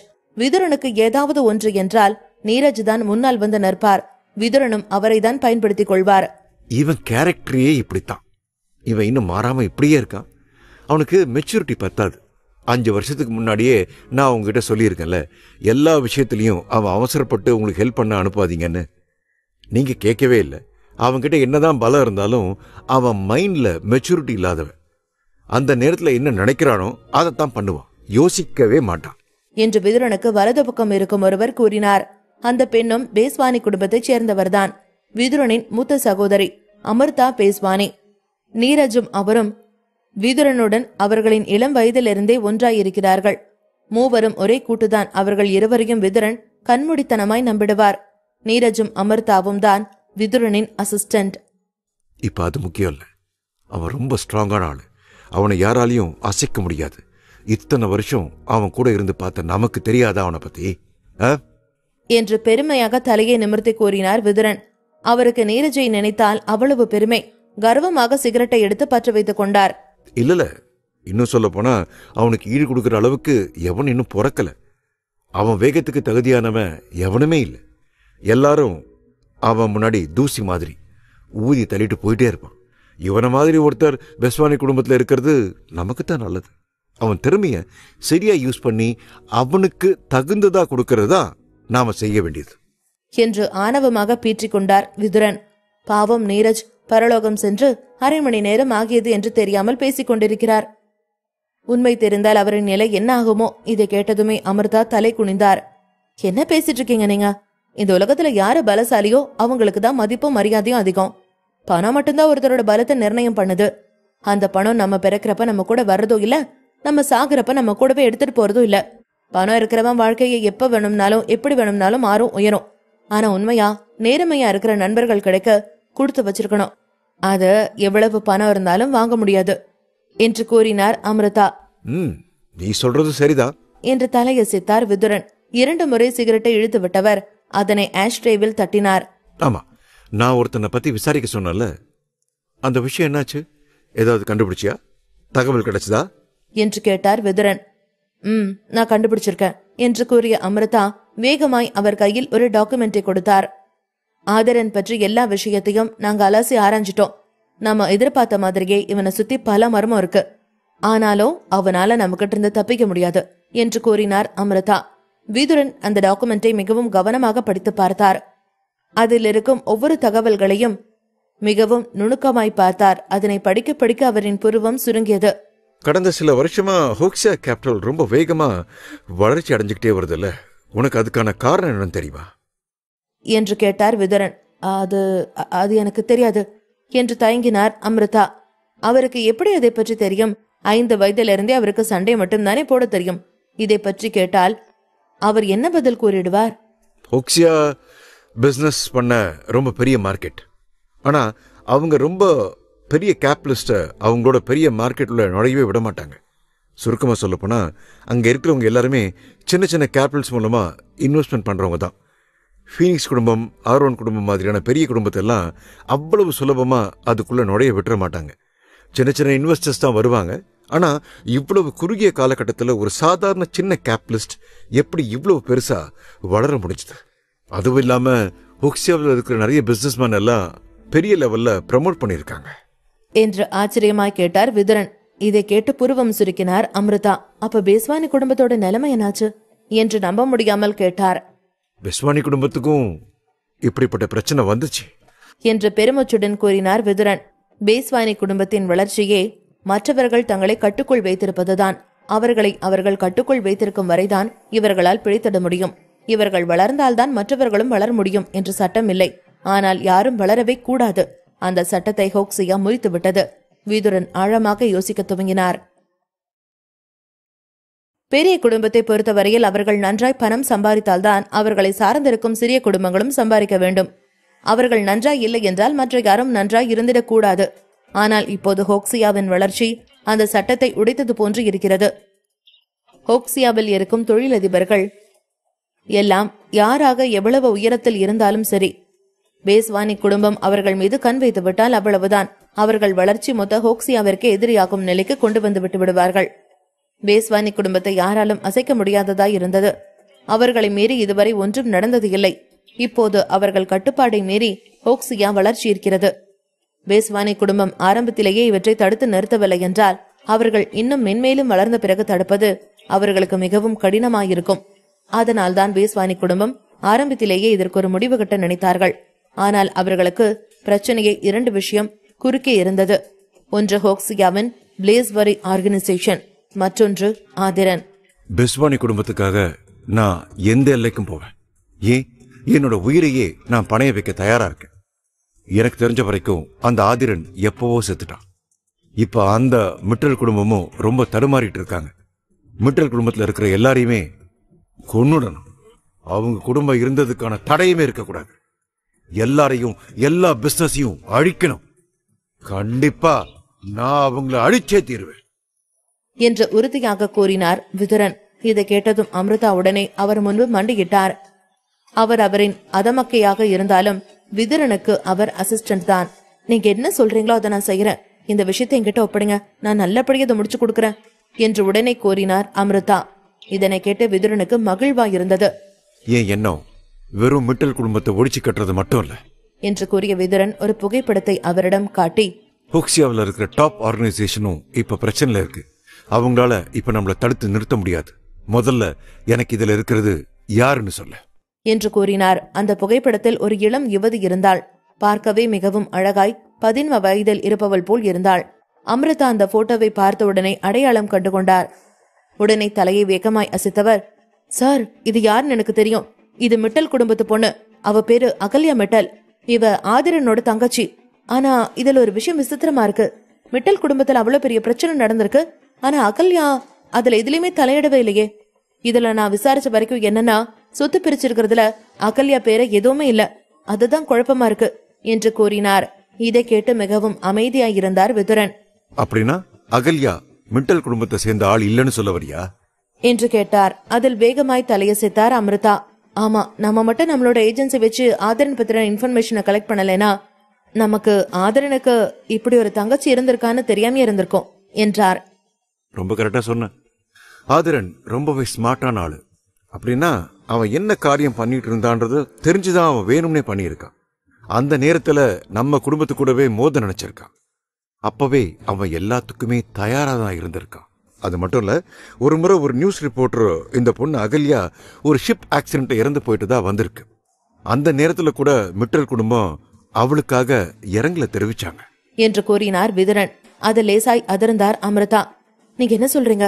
அப்படின்னா ஆதரன் வேணும்னே அவனோட தங்கச்சி பத்தின விஷயத்த மறைச்சு வச்சிருக்கானா என்று அதீத ஆர்வத்துடன் கேட்டார். விதுரன் சாதாரணமாய் தலையசைத்தார். மேலும், இந்த ஆதிரன் இருக்கானே, அவன் சரியான நச்சு. நமக்கு தொல்லை கொடுக்கிற எதிரிகள்ல இவனும் ஒருத்தன். எனக்கு என்னமோ நம்மள தேடிட்டு இருக்கிறது அவன் மறைச்சு வச்சிருக்கிற தங்கச்சி கிட்ட இருக்குதோன்னு தோணுது என்று கூறினார். அது இதுக்கு வாய்ப்பே இல்ல. ஒருவேளை அகல்யா மிட்டல் குடும்பத்தை சேர்ந்தவளா இருந்தாலும், அவ ஆதிரனோட தங்கச்சியா இருந்தாலும், அவ பல வருஷமா ஹோக்ஸியாக்கு வராம இருக்காளே. அப்படியே அவ கம்பெனி சீலோட திரும்ப ஹோக்ஸியாக்குள்ள நுழைஞ்சாலும் மிட்டல் குடும்பம் அவ பேச்சையெல்லாம் ஒரு இதாவே மதிக்க மாட்டாங்க. மிட்டல் குடும்பத்து ஆளுங்களை அவ சொல்றத கேட்க மாட்டாங்க. இதில் எப்படி ஆதிரன் கூட இருக்கிறவங்க அவன் சொல்றத கேட்பாங்க என்று கேட்டார் அமிர்தா. அவர் ஆதிரனை பற்றி நீண்ட காலமாக விசாரணை செய்து கொண்டிருக்கிறார். அவரின் பார்வைக்கு இது சாத்தியமில்லாத ஒன்று. விதுரனுக்கும் இது நன்றாக தெரியும். அகல்யா இப்பொழுது தென்கிழக்கு பகுதியில் இருக்கும் ஒரு யூனிவர்சிட்டியில் படித்துக் கொண்டிருக்கிறாள். அங்கேயே விடுதியில் தங்கி படித்துக் கொண்டிருக்கிறாள். அவளின் மாத செலவெல்லாம் அவளுக்கு ஒரு பிரச்சனையே இல்லை. அவள் படிக்கும் யூனிவர்சிட்டியும் நன்றாயிருக்கிறது. இதுவரை அவளுக்கென்று தனி திறமை இருக்கிறது என்று அவள் வெளிக்காட்டியது இல்லை. எனக்கு என்னமோ ஆதிரனுக்கு அப்படி ஒரு சம்பவம் நடந்திருக்கிறதுக்கு முன்னாடியே அவ தங்கச்சி கிட்ட அவ்வளவு முக்கியமான விஷயத்த ஒப்படைச்சிருப்பான்னு எனக்கு தோணல என்று மீண்டும் கூறினார் அம்ருதா. விதுரன் நீண்ட நேரம் அதை பற்றி யோசித்தார். சட்டென்று ஒன்று தோன்ற அவர் முகம் சுருங்கியது. இல்ல, இப்படி கூட அவன் யோசிச்சிருக்கலாம்ல என்றார் விதுரன். என்னது என்று ஆர்வமாய் கேட்டார் அம்ருதா. சட்டென்று கண்களை திறந்தார் விதுரன். ஒருவேளை அவன் இதுக்காக வெயிட் பண்ணலாமே என்று அவர் கேட்க குழம்பினார் அம்ருதா. எதுக்காக வெயிட் பண்ணணும் என்று குழம்பினார்.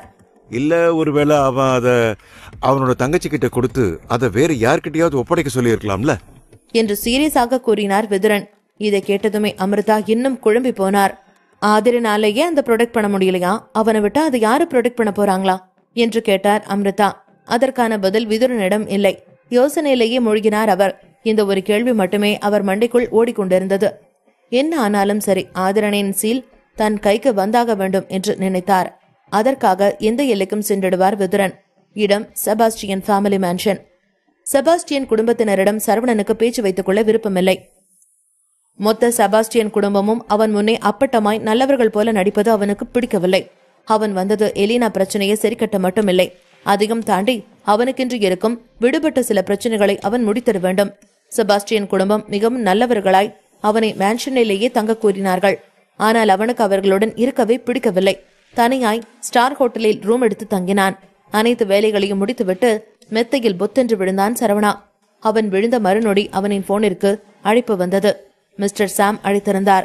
மிஸ்டர் சாம், என்ன இந்த நேரத்துல கால் பண்ணிருக்கீங்க என்று கேட்டான் சரவணா. எனக்கு நீ ஒரு உதவி பண்ணணும், அத நீ மறுக்கவும் கூடாது என்று நேரடியாக கூறினார் சாம். சரவணன் இப்பொழுது ஹோட்டல் ரூமில் தன்னுடைய படுக்கையில் படுத்திருந்தான். அந்த நேரத்தில் வெளியே அழுது கொண்டிருந்த ஜாய்க்கு ஆறுதல் சொல்வதற்காக எலினா அவளுக்கு அருகில் போனாள். என்ன ஜாய்ஸ், எதுக்காக சின்ன பிள்ளை மாதிரி இவ்வளவு அழுது ஆர்ப்பாட்டம் பண்ணிக்கிட்டு இருக்க? எல்லா விஷயமும் சரியாயிடும்னு சொன்னா புரிஞ்சுக்கோ.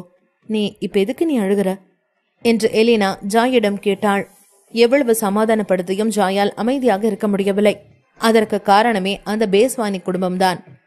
பேஸ்வானி குடும்பத்தின் கண் இப்பொழுது ஒட்டு மொத்தமாக பிராங்க்லின் குடும்பத்தின் மேல்தான் இருக்கிறது. அவர்கள் எப்பொழுது வாய்ப்பு கிடைக்கும் இவர்களை கோழி குஞ்சை போல எப்பொழுது கொத்தி செல்லலாம் என காத்து கொண்டிருக்கும் கழுகை போலதான் இருந்தார்கள். இதற்கு முன்பாக எல்லாம் பேஸ்வானி குடும்பமும் பிராங்க்லின் குடும்பமும் ஒரே அளவான பலத்தில் இருந்ததால் இந்த பேஸ்வானி குடும்பம் பிராங்க்லின் குடும்பத்தை எதுவும் செய்யவில்லை. ஆனால் இப்பொழுது நிலைமையே வேறு. பிராங்க்லின் குடும்பத்தின் பலம் கொஞ்சம் கொஞ்சமாக சரிந்து கொண்டே வருகிறது. இந்த வாய்ப்பை சரியாக பயன்படுத்திக் கொள்ள வேண்டும் என நினைக்கிறார்கள் அந்த பேஸ்வானி குடும்பத்தைச் சேர்ந்தவர்கள். அதற்காகத்தான் இப்பொழுது ஜாயின் அம்மா அப்பாவை பிடித்து வைத்திருக்கிறார்கள். ஜாய் அழுது கொண்டே தன் முன்னால் நிற்கும் எலினாவை பார்த்து அவளை கட்டிப்பிடித்து அழத் தொடங்கினாள்.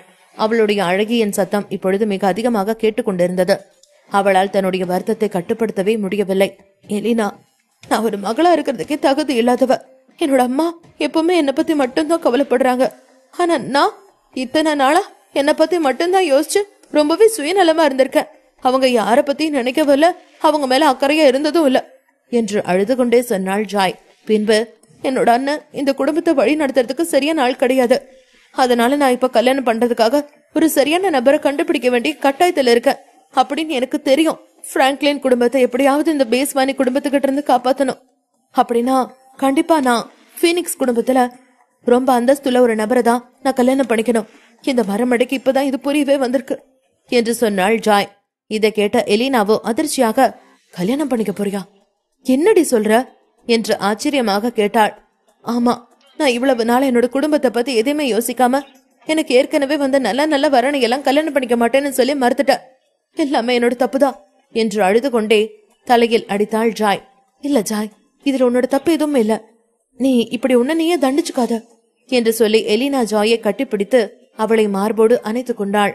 அழுது கொண்டிருக்கும் ஜாயை தேற்றியபடி, எதுக்கு உனக்கு எந்த சம்பந்தமும் இல்ல, நீ அழாத என்று மெதுவாக சொன்னாள் எலினா. அவளுடைய ஆறுதலான வார்த்தை ஜாய்க்கு கொஞ்சம் மன நிம்மதியை கொடுத்தாலும் அவளுக்கு அழுகை இன்னும் நிற்கவில்லை. இல்ல எலினா, உனக்கு எதுவுமே தெரியாது. என்னோட அம்மா அவங்களோட ஒட்டுமொத்த கௌரவத்தையும் எனக்காக விட்டு கொடுத்து பிராங்க்லின் குடும்பத்தோட அந்தஸ்து பயன்படுத்தி எனக்காக ஒரு நல்லவரனா தேடிக்கிட்டு இருந்தாங்க. பெரிய பெரிய குடும்பங்கள் ஐரோப்பாவில் இருக்கக்கூடிய ரொம்ப பெரிய ஹை ஃபேமிலிஸ் ஃபீனிக்ஸ் குடும்பத்து கூட ஃப்ரெண்ட்லியா இருந்த ஒரு சில குடும்பங்கள் அப்படின்னு எனக்கு அவங்க மாப்பிள்ளை பார்க்காத இடமே கிடையாது. அதுவும் இல்லாம அவங்க கூட எல்லாம் எனக்கு நிறையவே பிளைண்ட் டேட்ஸ் எல்லாமே ஏற்பாடு பண்ணிருந்தாங்க என்னோட அம்மா. ஆனா நான் அவங்களோட மனசை புரிஞ்சுக்காம அது எல்லாத்தையும் வேணான்னு சொல்லி ரிஜெக்ட் பண்ணிட்டேன் இல்லைனா என்று சொல்லி அழுது கொண்டே பேசிவிட்டு சிறிது நேரம் அமைதியாக திரும்பவும் அழுது கொண்டே புலம்ப தொடங்கினாள் ஜாய். நான் அவங்க எல்லாரையும் ரிஜெக்ட் பண்ணினது மட்டும் இல்லாம இந்த ஊர்ல என்னோட அப்பா அம்மாவோட நல்ல பேரு கெடுக்கிற மாதிரி திமிர் பிடிச்ச மாதிரி தான் நடந்துகிட்டேன். என்ன கல்யாணம் பண்ணி அப்படியே என்னோட குடும்பத்துக்கு கூட பிசினஸ் டீலிங் வச்சுக்க நினைச்ச பல இன்வெஸ்டர்ஸ் எல்லாம் நான் வேண்டான்னு சொல்லி என்னோட குடும்பத்துக்கு வர இருந்த பெரிய பெரிய வாய்ப்புகளை எல்லாம் ரிஜெக்ட் பண்ணிட்டேன். ஒருவேளை நான் மட்டும் அதுல ஏதாவது ஒரு நல்ல குடும்பமா பார்த்து யாராவது ஒரு பெரிய பணக்கார பையனா கல்யாணம் பண்ணிக்கிட்டு போயிருந்தேன்னா இப்போ இன்னைக்கு என்னோட பிராங்க்லின் குடும்பம் ரொம்ப நல்ல நிலைமையில இருந்திருக்கும். இந்த பேஸ்வானி குடும்பத்தை சேர்ந்தவங்க எங்களை இப்படி தொந்தரவு பண்ணிருக்க மாட்டாங்க. எல்லாமே என்னோட தப்புதான் என்று சொல்லிக்கொண்டே திரும்பவும் அழுது கொண்டிருந்தாள் ஜாய். ஜாயின் வார்த்தைகளை கேட்ட எலினாவிற்கு என்ன சொல்வதென்றே தெரியவில்லை. சிறிது நேரம் கழித்து எலினா ஜாய்க்கு ஆறுதல் கூறினாள். சரி அழாத, உன்னோட கஷ்டத்தை என்னால புரிஞ்சுக்க முடியுது ஜாய். ஆனா இப்பதான் நீ சரவணனை மீட் பண்ணிட்ட இல்லையா, சரவணன் இதுக்கு மேல உனக்கு ஹெல்ப் பண்ணுவான். அவன் ரொம்ப ரொம்ப நல்ல ஒரு ஃப்ரெண்டு. அவனை நம்பி வந்த யாரையும் அவன் கைவிட மாட்டான். அப்படி இருக்கும்போது அவனோட பெஸ்ட் ஃப்ரெண்டான உன்னை எப்படி அவன் கைவிடுவான்? இதுக்கு மேல இந்த பிரச்சனை எல்லாத்தையும் சரவணனே பார்த்துப்பான். அவனோட அம்மா அப்பாவை கண்டுபிடிச்சிருவான் ஜாய், நீ எதை பத்தியும் கவலைப்படாத என்று சொன்னாள் எலினா. சொல்லப்போனா உன்னோட அப்பா அம்மா மேலையும் எந்த ஒரு தப்பும் சொல்ல முடியாத ஜாய். உன்னோட அப்பா அம்மா அவங்க குழந்தைக்கு ஒரு நல்ல வாழ்க்கையை தான் கொடுக்கணும்னு நினைச்சாங்க. உன்னோட கல்யாணத்தால அவங்களோட குடும்பத்தை ஸ்ட்ராங் பண்ணணும்னு கண்டிப்பா யோசிச்சிருக்க மாட்டாங்க. தன்னோட பிள்ளைங்க சந்தோஷமா இருக்கணும் அப்படிங்கிற விருப்பத்தினாலதான் அவங்க எப்பவுமே உனக்கு பிடிச்சவங்களா பார்த்து கல்யாணம் பண்ணி வைக்க நினைச்சாங்க. இல்லாட்டி இதுக்கு முன்னாடி அவங்க ஏதாவது ஒரு பணக்கார மாப்பிள்ளையா பார்த்து உனக்கு கட்டாய கல்யாணமே பண்ணிருப்பாங்க. ஆனா உன்னோட அப்பா அம்மா அப்படி பண்ணலையே ஜாய். உன்னோட விருப்பத்துக்காக தானே வெயிட் பண்ணிக்கிட்டு இருந்தாங்க. உன்னோட அப்பா அம்மா ரொம்ப ரொம்ப நல்லவங்க ஜாய். உன் மேல ரொம்ப அக்கறையா பாசமா இருக்கிறாங்க. இப்படி ஒரு அப்பா அம்மா எனக்கு கிடைக்கலையேன்னு எனக்கு வருத்தமா இருக்கு என்று சொன்னாள் எலினா. எலினாவின் இந்த வார்த்தைகளை கேட்ட ஜாய் இப்போது மிகவும் நன்றாக உணர்ந்தாள். இப்பொழுதுதான் சுயநினைவுக்கு வந்தவளை போல இருந்தாள் ஜாய்ஸ். அப்போது சரவணன் யாரிடமோ போனில் பேசிக் கொண்டிருப்பதை பார்த்தாள் அவள். சரவணனின் முகத்தை பார்த்த அவளுக்கு திடீரென்று ஏதோ நினைவுக்கு வந்ததை போல எலினாவை இழுத்து, எலினா வேண்டாம், சரவணனை பேஸ்வானி குடும்பத்துக்கு எதிராக நம்ம ஹெல்ப் பண்றதுக்காக கூப்பிட முடியாது என்று பதட்டமாக சொன்னாள் ஜாய். உனக்கு தெரியாது எலினா, பேஸ்வானி குடும்பத்துல இருக்கக்கூடிய ஒவ்வொரு ஆட்களும் ரொம்ப ரொம்ப கொடூரமானவங்க. தங்களோட சொந்த நலனுக்காக வெளிநாட்டுல ரொம்ப ரொம்ப பெரிய தப்புகள் எல்லாம் பண்ணிக்கிட்டு இருக்காங்க. பலரை அவங்க கொலை கூட பண்ணிருக்காங்க. சில இடங்கள்ல ஒட்டுமொத்தமா குடும்பத்தையுமே தீர்த்து கட்டியிருக்காங்க. இந்த பேஸ்வானி குடும்பத்தை சேர்ந்தவங்க அந்த வீட்டுல இருக்கக்கூடிய வயசானவங்க, நோயாளிக, பொண்ணுங்கன்னு கூட பார்க்காம அவங்க எல்லாரையும் ரொம்ப ரொம்ப மோசமா கொலை பண்ணினதுதான் நான் கேள்விப்பட்டிருக்கேன் என்று எலினாவிடம் பேஸ்வானி குடும்பத்தை பற்றி சொல்லிக் கொண்டிருந்தாள் ஜாய். அவளுடைய முகத்தில் அவ்வளவு பயம் தெரிந்தது. அதை கேட்டு எலினாவும் ஒரு நிமிடம் யோசித்து விட்டு பின் ஜாயை பார்த்து, சரி ஜாய், நீ என்ன நினைக்கிறியோ அதை பண்ணு என்று சொன்னாள் எலினா. சரி ஓகே ஜாய்ஸ், நீ சொல்ற வரைக்கும் இதை பத்தி எதையும் சரவணன் கிட்ட நான் சொல்ல மாட்டேன். உன்னோட அப்பா அம்மா திரும்ப வர வரைக்கும் நான் உனக்கு ஹெல்ப் பண்றேன் என்று சொன்னாள் எலினா. எலினாவின் வார்த்தையை கேட்டு ரொம்ப தேங்க்ஸ் எலினா என்று சொன்னபடி தன்னுடைய கண்ணீரை துடைத்தாள் ஜாய். இதை கேட்ட எலினா ஜாயின் தலையை லேசாக தட்டி விட்டு சிரித்தபடி, லூசு, நீ எதுக்கு எனக்கு தேங்க்ஸ் சொல்ற? ஃப்ரெண்ட்ஸுக்குள்ள நோ தேங்க்ஸ், நோ சாரி, இதெல்லாம் உனக்கு தெரியாதா என்று கோபமாக சிரித்துக் கொண்டே கேட்டாள் எலினா. இப்பொழுது ஜாய்ஸின் முகத்திலும் சிரிப்பு தோன்றியது. இவ்வளவு நேரமும் அழுது கொண்டிருந்த அவளுக்கு எலினாவின் நட்பு அவளை தேற்றும் விதமாக அமைந்திருந்தது. சரவணன் யாரிடமோ போனில் பேசிக் கொண்டிருந்தான் என்று இவர்கள் இருவரும் பார்த்தார்களே, அது சரவணன் அப்பொழுது சாமிடம்தான் பேசிக் கொண்டிருந்தான். போனில் சாம் சரவணனிடம் தீவிரமாக, ஆமா, அகல்யான்னு கன்ஃபார்ம் ஆயிருக்கு சரவணன். ஆதிரன் அகல்யா கிட்ட ஏதோ ஒன்னு ஒப்படைக்க நினைச்சான். ஆதிரனுக்கு ரொம்ப தெளிவா தெரிஞ்சிருக்கு அவனுக்கு ஏதோ ஒரு பிரச்சனை நடக்க போறதா. அதனாலதான் அவன் இந்த விஷயத்த செஞ்சிருக்கான். என்னால எதையுமே நம்ப முடியல சரவணா என்று சொல்லிக்கொண்டே, ஆதிரனோட தங்கச்சி அகல்யாவோட உடம்புல அவன் இந்த பொருளை மறைச்சு வச்சிருப்பான்னு யாருமே யோசிச்சு கூட பார்த்திருக்க முடியாது. அவனோட தங்கச்சி அகல்யா செத்து போனது மாதிரி இந்த மரண நாடகத்தை எல்லாம் ரொம்ப தெளிவா பிளான் பண்ணி தான் பண்ணியிருக்கான். அகல்யா நிஜமாவே சாகல, அவ உயிரோட தான் இருக்கா. இது எல்லாமே ஆதிரனோட பிளான் தான் என்று சாம் சரவணனிடம் சொல்லிக் கொண்டிருக்க சரவணன் முகத்தில் லேசாய் ஒரு சந்தோஷம் நிலவியது. அவன் உற்சாகமாக சாமிடம், அப்படின்னா இனி என்ன செய்யணும் என்று கேட்டான். அவனுடைய பேச்சிலேயே அந்த மகிழ்ச்சி தெரிந்தது. ஆதிரனின் தங்கை அகல்யாவின் பெயரை கேட்டதும் தான் சரவணன் இப்பொழுது இவ்வளவு உற்சாகமாக இருக்கிறான். சரவணனுக்கு தெரிந்த அகல்யா ரொம்பவே ஒரு சின்ன பெண். ஒரு சிறு குழந்தையை போல எப்பொழுதும் தன் அண்ணன் ஆதிரனையும் சரவணனையும் தொடர்ந்து பின்னாலேயே சுற்றி கொண்டிருக்கும் ஒரு குறும்பு பெண்ணாகத்தான் அகல்யாவே சரவணனுக்கு தெரியும். ஆனால் காலங்கள் மிகவும் வேகமாக ஓடிவிட்டது. கண்ணிமைக்கும் நேரத்தில் 10 வருடங்களுக்கு மேல் கடந்து விட்டது. அதன் பிறகு சரவணன் அகல்யாவை பார்க்கவே இல்லை. அந்த உல்லாச கப்பலில் அகல்யா இறந்து போன செய்தியும் பொய் என்று அவன் எதிர்பார்க்கவே இல்லை. இந்த ஆதிரன் உண்மையில் என்ன செய்ய முயன்றான் என்றே சரவணனுக்கு இப்பொழுது குழப்பமாக இருந்தது. என்னோட ஆட்கள் கிட்ட சொல்லி அகல்யாவை கண்டுபிடிக்க சொல்றதுதான் இப்போதைக்கு கொஞ்சம் சேஃபா இருக்கும்னு நினைக்கிறேன் சரவணா. அகல்யாவை கண்டுபிடிக்க கொஞ்சம் நேரம் எடுக்கும்னு நினைக்கிறேன். எல்லாத்துக்கும் மேல நீங்க சின்ன வயசுல இருந்தே ஒன்னா விளையாடி இருப்பீங்க. உங்களுக்கும் அகல்யா மேல அக்கறை இன்னும் ஜாஸ்தியா இருக்கும் என்று சாம் சொன்னார். இதை கேட்ட சரவணன் சிரித்துக் கொண்டே, ஆமா சாம், நீங்க சொன்னது ரொம்ப ரொம்ப சரிதான். அகல்யா என்னோட பெஸ்ட் ஃப்ரெண்டு, ஆதிரனோட தங்கச்சி. அவ எனக்கும் தங்கச்சி தான். கண்டிப்பா அவளை காப்பாற்ற வேண்டியது இனிமே என்னோட பொறுப்பு என்று சொன்னபடி போனை கட் பண்ணினான் சரவணன். போன் கட் செய்த பிறகு அவ்வளவு நேரம் அழுது கொண்டிருந்த ஜாயின் முகத்தில் இப்பொழுது திடீரென்று தோன்றியிருக்கும் அந்த புன்னகையை பார்த்து, கண்டிப்பாக ஜாய் இப்பொழுது நல்ல மனநிலையில் இருக்கிறாள் என்பதை சரவணன் கவனித்தான். ஜாய், கவலைப்படாத, நான் கண்டிப்பா உன்னோட அப்பா அம்மாவை கண்டுபிடிச்சிருவேன் என்று சரவணன் அந்த அறையின் கதவில் சாய்ந்தபடி ஜாய்ஸிடம் சொன்னான். ஜாய்ஸ் இப்பொழுது தன்னுடைய முகத்தில் வழிந்திருந்த அவ்வளவு கண்ணீரையும் கடைசியாக ஒருமுறை துடைத்துவிட்டு, சரி சரவணா, நான் இனிமே எதுக்கும் கவலைப்படல. என்னோட அப்பா அம்மா நல்லா தான் இருப்பாங்க, நான் நம்புறேன். பீனிக்ஸ் குடும்பத்துக்கிட்ட இருந்து உத்தரவு போகாதது வரைக்கும் இந்த பேஸ்வானி குடும்பத்தை சேர்ந்தவங்க கண்டிப்பா என்னோட அப்பா அம்மாவை காயப்படுத்தவோ கஷ்டப்படுத்தவோ துணிய மாட்டாங்க. எல்லாத்துக்கும் மேல அந்த பீனிக்ஸ் குடும்பத்துல இருக்கக்கூடிய மைட்டி 7 லிஸ்ட்லயும் டெர் எல்டர்ஸ் லிஸ்ட்லயும் என்னோட அப்பாவும் ஒருத்தர். அதனால அவர் அவ்வளவு சீக்கிரமா யாராலையும் தொட முடியாது என்று சொன்னாள் ஜாய். ஜாய் என்னதான் அப்படி சொன்னாலும் அவளுக்கு இப்பொழுது நம்பிக்கையே இல்லை.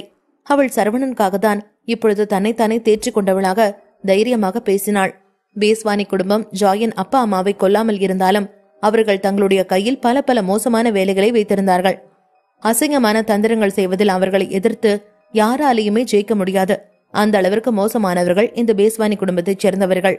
இந்த உலகத்தை 2ஆ பிரிச்சு பாதாள உலகம் ஒன்னும் சாதாரண மனுஷங்களுக்காக உலகம் ஒண்ணுன்னு அப்படின்னு 2ஆ பிரிச்சா இந்த பேஸ்வானி குடும்பம் கண்டிப்பா அந்த பாதாள உலகத்துக்கு தான் போயிருக்கும். அங்க போயும் பாதாள உலகத்துல இருக்கக்கூடியவங்களையும் கஷ்டப்படுத்தக்கூடியவங்களா தான் இருப்பாங்க இந்த பேஸ்வானி குடும்பத்தை சேர்ந்தவங்க என்று தன்னுடைய மனதிற்குள் நினைத்து கொண்டாள் ஜாய்.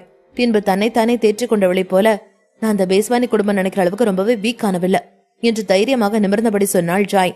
ஜாயின் முகம் இப்பொழுது திடீரென்று உறுதியானவளை போல இருந்தது. ஜாயின் மனநிலை நன்றாக இருப்பதை பார்த்த சரவணனுக்கு ரொம்பவே சந்தோஷமாக இருந்தது. சரி சரவணா, இப்போதைக்கு எனக்கு எந்த பிரச்சனையும் இல்ல. நீ போன்ல பேசிக்கிட்டு இருந்ததை பார்த்தா உனக்கு வேற ஏதோ முக்கியமான பிரச்சனை இருக்குன்னு நினைக்கிறேன். நீ போய் முதல்ல அது சரி பண்ணு என்று சொன்னாள் ஜாய். ஆமா ஜாய், எனக்கு ஒரு முக்கியமான வேலை தான். நான் முதல்ல அகல்யாவை தேட போறேன். என்னோட பெஸ்ட் ஃப்ரெண்டான ஆதிரனோட சிஸ்டர். கண்டிப்பா அவ எனக்கும் சிஸ்டர். அவளை தேடி கண்டுபிடிக்கிறது தான் என்னோட முதல் வேலையே என்று சொன்னான் சரவணன். அதற்கு ஜாய் சிரித்துக் கொண்டே, சரி அப்ப நீ முதல்ல போ சரவணா, நான் பாத்துக்கிறேன் என்று சொன்னாள். ஜாய் இப்பொழுது கொஞ்சம் தேறிவிட்டதை பார்த்து சரவணன் திரும்பி ஜஸ்டினை தேடினான். அகல்யா சவுத் பக்கமாக ஏதோ ஒரு இடத்தில் இருப்பதாக சொன்னார் சாம். சரவணன் உடனடியாக இந்த தகவலை ஜஸ்டினிடம் சொன்னான். இந்த தகவலை பெற்றதும் ஜஸ்டினும் சரி சரவணா என்று சொல்லிவிட்டு உடனடியாக அவர் அகல்யாவை தேடி பார்க்க தன்னுடைய படியோடு கிளம்பி போய் எல்லா இடத்திலும் சோதனை செய்தான் ஜஸ்டின். சரவணன் அங்கிருந்து கிளம்பியதும் ஜாய் தன்னுடைய படுக்கை அறைக்கு போனாள். ஜாய் இருக்குமான ஜெகின் பேண்ட் அணிந்து ஒரு போனிடைல் கொண்டையும் போட்டுக் கொண்டாள். அதற்கு பிறகு கண்ணாடி முன்பாக உட்கார்ந்து அழுது அழுது வீங்கியிருந்த தன்னுடைய முகத்தை மாற்றுவதற்காக அவள் லேசாக மேக்கப் கூட போட்டாள். எலினா இதை பார்த்து சற்று குழப்பமடைந்து, ஜாய் இப்ப நீ என்ன பண்ற என்று கேட்டாள். அதை கேட்டு ஜாய் தலையை திருப்பி எலினாவை பார்த்து லேசாக ஒரு புன்னகையை மட்டும் கொடுத்தாள். அந்த புன்னகையில் 1000 அர்த்தங்கள் ஒளிந்திருப்பதை போல இப்பொழுது எலினாவிற்கு தோன்றியது. ஜாய் லேசாக தன்னுடைய பற்களை கடித்தபடி, நானும் பிராங்க்லின் குடும்பத்தை சேர்ந்தவதான் எலினா. நான் ஜாய் பிராங்க்லின். இதுக்கு மேலேயும் என்னால எதுவும் செய்யாம சும்மா உட்கார்ந்திருக்க முடியாது. நான் அந்த விதுரனை மீட் பண்ண நினைக்கிறேன். என்னோட குடும்பத்தை சேர்ந்தவங்களுக்கு அவன் எந்த ஒரு கெடுதலும் செய்யக்கூடாதுன்னு அவன்கிட்ட சொல்லி அவனை எச்சரிக்க போறேன் என்று சிரித்துக் கொண்டே சொன்னாள் ஜாய். அவளுடைய முகத்தில் அவ்வளவு தைரியம் தெரிந்தது. ஜாயின் வார்த்தைகளை கேட்டு எலினா பயந்தபடி அவளை பார்த்து, உனக்கு என்ன பைத்தியமா பிடிச்சிருக்கு ஜாய்? நீ விதுரனை பார்க்க போறியா? இப்படி எல்லாம் மேக்கப் பண்ணிட்டு போய் அவன் முன்னாடி நின்னு அவன் உன்னை பார்த்து மயங்கிடுவான்னு நினைக்கிறியா? அவன் கண்டிப்பா உன்னோட வலையில் விடக்கூடியவன் கிடையாது என்று சொன்னபடி எலினா பதட்டமானாள். ஜாய் அதற்கு தலையசைத்து, ஆமா எலினா, அது எனக்கு ரொம்ப நல்லாவே தெரியும். என்னை பார்த்து மயங்க கூடியவன் இல்ல அந்த விதுரன். ஆனா அவன் நினைக்கிற மாதிரி எல்லாம் ரொம்ப ஈஸியா தோத்து போகக்கூடிய பொண்ணு இல்ல இந்த ஜாய். நான் யாருன்னு அவனுக்கு காட்ட வேண்டிய நேரம் வந்துருச்சு. இந்த விதுரன் அடுத்ததா எங்க போறான் அப்படின்னு நான் ஏற்கனவே செக் பண்ணிட்டேன். எனக்கு சீக்கிரமா ஒரு ஃப்ளைட் டிக்கெட் புக் பண்ணிடு எலினா. அந்த விதுரனை எப்படி சமாளிக்கணும்னு எனக்கு தெரியும். அதுக்கு ஒரு வழி என்கிட்ட இருக்கு என்று தைரியமாக சொல்லி மௌனமாக சிரித்தாள் ஜாய். அவளுடைய புன்னகை பார்ப்பதற்கு ஒரு கன்னி வெடியை போல இருந்தது.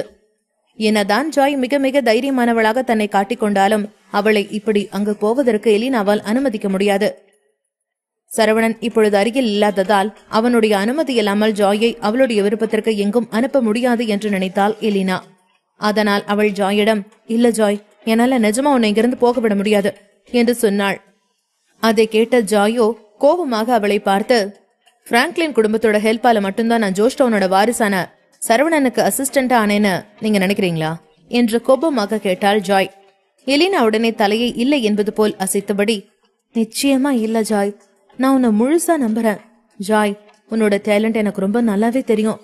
உன்னோட டேலண்டால மட்டும்தான் உன்னை ஜோஸ்டோனுக்கு வாரிசா இருந்த சரவணனுக்கு அசிஸ்டண்டா அப்பாயிண்ட் பண்ணினாங்க. இது முழுக்க முழுக்க உன்னோட திறமைக்கு மட்டுமே கிடைச்ச ஒரு வாய்ப்பு.